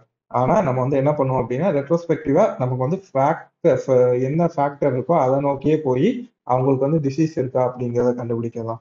அடுத்து வந்து 21 பார்த்தீங்கன்னா Hawthorne effect is seeing which of the following studies அப்படிங்கிறது கோஹார்ட் ஸ்டடி தான். ஏன்னா ஹேத்ரான் அப்படிங்கிறது பிஹேவியரல் சேஞ்சஸ் அப்படிங்கிறது நமக்கு வந்து கோஹார்ட் ஸ்டடியில் தான் பார்க்க முடியும். 22. What is the ratio of incidence of disease in exposed to that non-exposed அப்படின்னு சொல்றாங்க. ரிலேட்டிவ் ரிஸ்க் அப்படிங்கிறது the ratio of incidence of disease or the death among the exposed to that among the non-exposed is called relative risk. Relative risk அப்படிங்கிறது risk ratio அப்படின்னு சொல்லுவாங்க. இதுல பாத்தீங்கன்னா relative ரிஸ்கோட formula அப்படிங்கிறது incidence of disease or death among exposed divided by incidence of disease or death among the non exposed அப்படிங்கிறது தான். இப்ப பாத்தீங்கன்னா நமக்கு வந்து இந்த it is a direct measure of strength of association between suspected cause and the effect in cohort. நமக்கு வந்து relative risk வந்து லெஸ் தென் 1 இருந்துச்சு அப்படின்னா இந்த இன்வர்ஸ் அசோசியேஷன் ப்ரொடக்டிவ் எஃபெக்ட் அப்படின்னு சொல்லலாம். நமக்கு வந்து ரிலேட்டிவ் ரிஸ்க் வந்து 1 இருந்துச்சு அப்படின்னா நோ அசோசியேஷன். ரிலேட்டிவ் ரிஸ்க் வந்து மோர் தென் 1 இருந்துச்சு அப்படின்னா பாசிட்டிவ் அசோசியேஷன். நமக்கு வந்து ரிலேட்டிவ் ரிஸ்க் 2 வந்து இருந்துச்சு அப்படின்னா நமக்கு வந்து 100% நமக்கு வந்து ரிஸ்க் இருக்கு அப்படிங்கிறது அர்த்தம். நமக்கு வந்து ரிலேட்டிவ் ரிஸ்க் வந்து எப்படி கால்குலேட் பண்றது அப்படிங்கிறதுக்கு மேல ஒரு ஃபார்முலா கொடுத்துருக்காங்களே, அந்த ஃபார்முலாவை எப்படி ஃப்ரேம் பண்றது அப்படிங்கிறது இங்க கீழே இருக்க பாக்ஸை வச்சு ஃப்ரேம் பண்ணலாம். Incident of disease among exposed அப்படிங்கிறது நம்ம வந்து எக்ஸ்போஸ் ஆனவங்களோட எல்லா பாப்புலேஷனையுமே நம்ம எடுக்க வேண்டியதுக்கு இங்க பாத்தீங்கன்னா ஏ அண்ட் பி தான் நமக்கு வந்து என்னது எக்ஸ்போஸ்ட் குரூப். ஸோ நமக்கு வந்து ஏ வந்து டிசீஸ் இல்லை இருக்குது, பி வந்து டிசீஸ் இல்லை. இது ரெண்டையுமே நம்ம வந்து சேர்த்து நமக்கு வந்து டெனாமினேட்டரை வச்சுக்கிறோம். நியூமரேட்டரை பார்த்தீங்கன்னா நம்ம வந்து என்னதான் வச்சுக்கிறோம், டிசீஸ் இல்லாததை வச்சுக்கிறோம். இது வந்து ஒரு குரூப். இதுதான் இந்த ஃபார்முலா தான் இன்சிடென்ஸ் ஆஃப், இதுக்கு வந்து இதை ஃப்ரேம் பண்றதுதான் incidence of disease among exposed. அதே மாதிரி கீழே பார்த்தீங்கன்னா டினாமினேட்டர் ஃபார்முலா பார்த்தீங்கன்னா incidence of disease among non exposed அப்படிங்கிறது நமக்கு வந்து இப்போ வந்து கேன்சர் வந்து இல்லை அப்படிங்கிற ஒரு எக்ஸ்போஸ் வந்து இல்லை அப்படிங்கிற குரூப். அதுல வந்து கேன்சர் இருக்கவங்க இல்லாதவங்க, எக்ஸ்போஸ் இல்லாதவங்க. இது வந்து C divided by C plus D. இதுதான் இதோட ஃபார்முலா, ரிலேட்டிவ் ரிஸ்கோட ஃபார்முலா. இதை வச்சு நம்ம வந்து ரேஷியோ வந்து கண்டுபிடிக்கிறோம். அட்ரிபியூட்டிவ் ரிஸ்க் அப்படிங்கிறது is a difference in incidence rate or proportion of disease or death between and exposed and non exposed group அப்படின்னு சொல்றாங்க. இது வந்து டிஃபரன்ஸ் எவ்வளவு வந்து டிஃபரன்ஸ் இருக்கு, it's difference in incidence rate அப்படிங்கிறத கண்டுபிடிக்கிறது தான். It is expressed in percentage and gives the extent to which the disease can attribute to the exposure in cohort study. எந்த அளவுக்கு எந்த பெர்சன்டேஜ் அளவுக்கு நமக்கு வந்து இருக்கும் அப்படிங்கிறத நம்மளால கால்குலேட் பண்ண முடியும். இங்க பாத்தீங்கன்னா ரிஸ்க் ரேஷியோ அப்படிங்கிறது எந்த அளவுக்கு அசோசியேஷன் இருக்குது அப்படிங்கிறத வந்து கால்குலேட் பண்ண நமக்கு வந்து ஹெல்ப்ஃபுல்லா இருக்கும் அப்படின்னு சொல்றாங்க. பெர்சன்டேஜ் அப்படிங்கிற போதையும் நமக்கு வந்து அட்ரிபியூட்டிவ் ரிஸ்க் வந்து incidence of disease rate among exposed minus incidence of disease rate among non exposed divided by incidence of disease rate among exposed. Into 100 வந்து போட்டு இதோட ரிஸ்க் வந்து இதோட ஃபார்முலா வந்து சொல்லியிருக்காங்க. அடுத்து 23 கொஸ்டின் போறோம். The calculate the risk ratio when incidence of disease is exposed in exposed is 30 and non-exposed is 5 அப்படின்னு சொல்லியிருக்காங்க. இதுல பாத்தீங்கன்னா நமக்கு வந்து இன்சிடென்ட்ஸே டைரக்டா கொடுத்துருக்காங்க. இன்சிடென்ட்ஸ் ஆஃப் எக்ஸ்போஸ்டு நான் எக்ஸ்போஸ்ட் ரெண்டையுமே கொடுத்துருக்காங்க. 30/5 என்னது 6 அவ்வளவுதான். ஈஸியா போட்டாச்சு பாத்தீங்களா. அவ்வளவுதான். அடுத்த கொஸ்டின் வந்து 24. A cohort study was conducted among 10,000 smokers and 10,000 non-smokers. They were followed up over a period of 20 years. It was found that 100 of them smokers and 10 of them non-smokers developed oral squamous cell carcinoma. Calculate the relative risk அப்படிங்கிற சொல்லியிருக்காங்க. இதில் பார்த்தீங்கன்னா நம்ம வந்து மனசில் அந்த tablet காலத்தை கொண்டு வந்துக்கணும். நமக்கு வந்து ஏவும் பியும் சேர்ந்தது 10,000. அதே மாதிரி பியும் சியும் டியும் சேர்ந்தது 10,000. ஸோ ரெண்டோட டினாமினேட்டருமே நமக்கு வந்து 10,000. ஸோ ஃபர்ஸ்டோட நமக்கு வந்து எக்ஸ்போஸ்டு பார்த்தீங்கன்னா நமக்கு இந்த எத்தனை நமக்கு வந்து 10,000. அதே மாதிரி மேலே இருக்கு பார்த்தீங்கன்னா டிசீஸ் டெவலப் ஆயிருக்கு அப்படிங்கிறது வந்து நமக்கு வந்து 100 ஸ்மோக்கர்ஸ் 100 டிவைடட் பை 10,000. அதே மாதிரி நான் எக்ஸ்போஸ்க்கு வந்து சி தான் நமக்கு வந்து 10. அதே மாதிரி கீழே பார்த்தீங்கன்னா 10,000. இங்க வந்து ரெண்டையுமே நம்ம வந்து டிவைட் பண்ண போது 0.01 வருது. எதுக்கு நமக்கு வந்து எக்ஸ்போஸ்ட் இன்சிடென்ஸ் ஆஃப் எக்ஸ்போஸ்டுக்கு. நான் எக்ஸ்போஸ்டுக்கு பார்த்தீங்கன்னா 0.001 வருது. இதை வந்து டிவைட் பண்ணோம் அப்படின்னா நம்ம என்ன வருது 10 வருது. இதுதான் ரிலேட்டிவ் ரிஸ்கோட ஆன்சர். இது கோஹார்ட் ஸ்டடியோட ஆன்சர் அப்படின்னு கூட சொல்லலாம். அடுத்து வந்து 25th question. While testing the deleterious health hazard on a group of people after giving a new drug and a placebo, the following results were obtained as a tabulated based on this result. Which of the following is true அப்படின்னு சொல்லியிருக்காங்க. இந்த given scenario absolute risk reduction is 1% and relative risk reduction அப்படிங்கிறது 0.1 அப்படின்னு சொல்லியிருக்காங்க. இதுல பாத்தீங்கன்னா நம்ம வந்து டேப்லெட் காலம் ஃபில் பண்ணியிருக்காங்க. இதுல பாத்தீங்கன்னா டேப்லெட் காலம் அவங்களே ஏற்கனவே கொடுத்துருக்காங்க. Peoples affected total participants. இப்போ வந்து ஏ வந்து நமக்கு என்னது பீப்புள்ஸ் அஃபெக்டட். ஸோ நமக்கு வந்து ஏ வந்து 1,603 வந்து இருக்காங்க. பி வந்து என்னது நம்ம வந்து இதுல இருந்து மைனஸ் பண்ணோம். 15,225 இருந்து மைனஸ் பண்ணா 13,622 வந்து இருக்குது. ஆனா டோட்டல் வந்தா டோட்டலுக்கு வந்து ஏ பிளஸ் பிக்கு வந்து ஆன்சர் வந்து அவங்களே ஏற்கனவே கொடுத்துருக்காங்க. அதே மாதிரி பிளாசிபோ எடுத்தவங்களுக்கு வந்து யாருக்குன்னா டிசீஸ் வந்து டெவலப் ஆயிருக்கு அப்படிங்கிறது கீழே கொடுத்துருக்காங்க. 1,844 பீப்புள்ஸ் வந்து அஃபெக்ட் ஆயிருக்காங்க. அதே மாதிரி நமக்கு வந்து இதோட டின்னு பார்த்தீங்கன்னா சியும் டின்னு பார்த்தீங்கன்னா டி வந்து நமக்கு வந்து 13,421 கொடுத்துருக்காங்க. இதோட டோட்டல் வந்து சி பிளஸ் டி வந்து கொடுத்துருக்காங்க.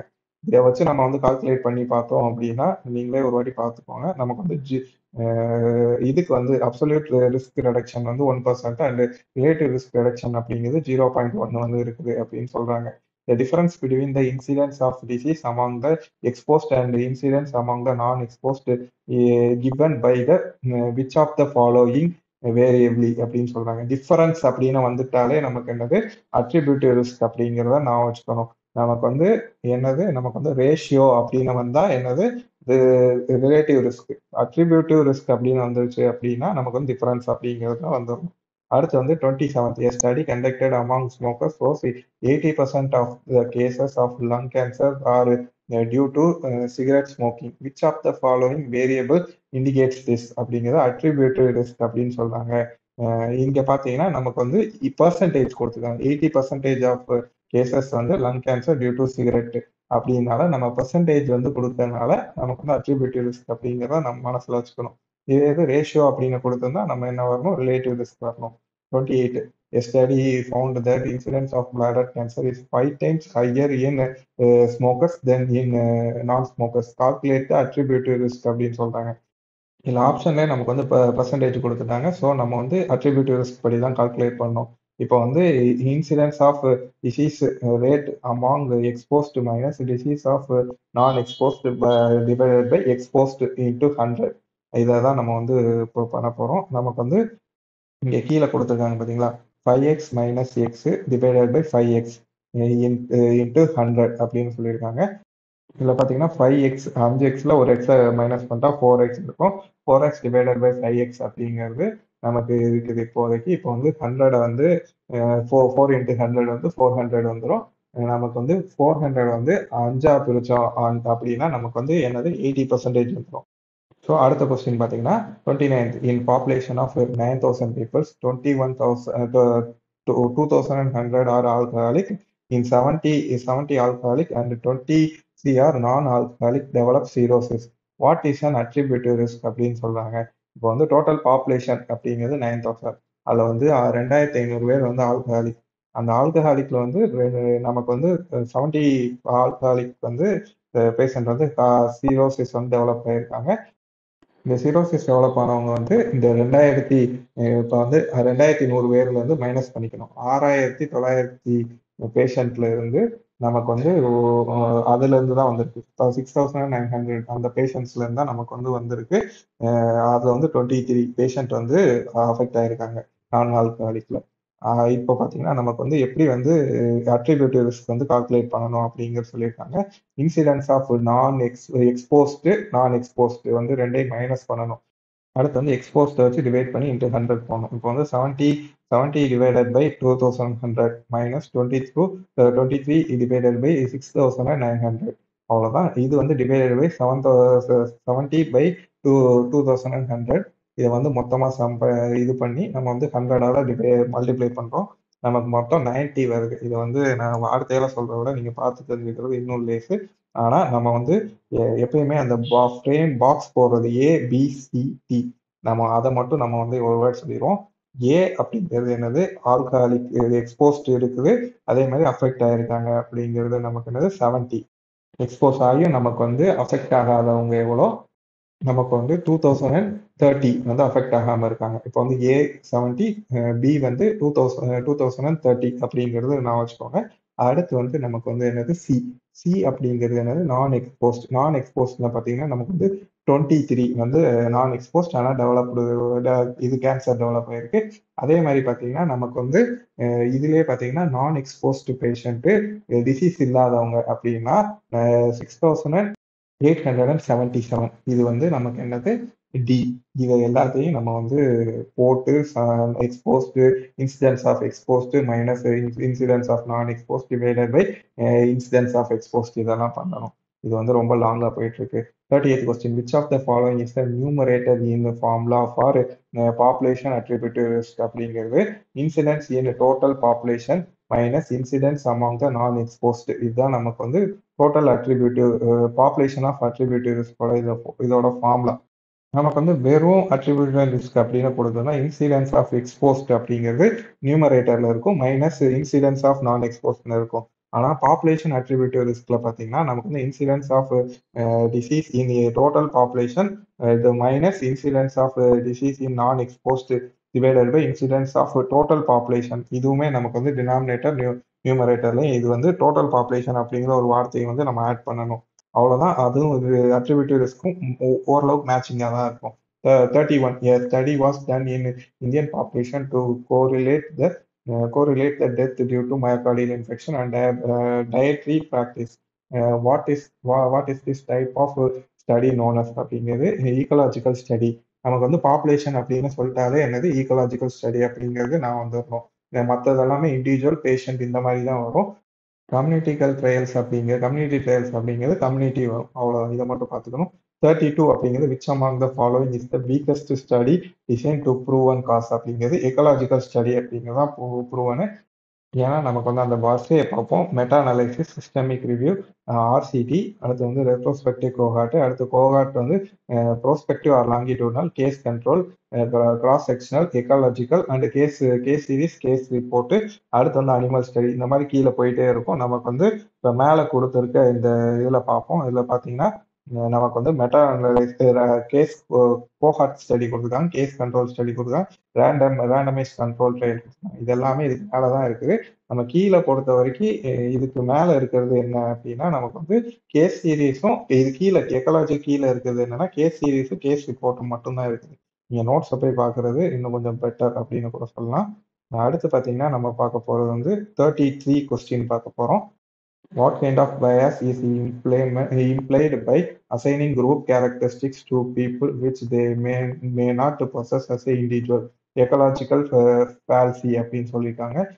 Ecological fallacy அப்படிங்கிறது result when a characteristic to a group are assigned improperly to an individuals அப்படின்னு சொல்லியிருக்காங்க. இது என்ன புரியல, ஆனால் இது பெருசா நான் எங்கேயும் பார்த்தது கிடையாது. இந்த வீடியோ பிடிச்சிருந்தா like and share and comment பண்ணுங்க, மறக்காம சப்ஸ்கிரைப் பண்ணிடுங்க. தேங்க்யூ.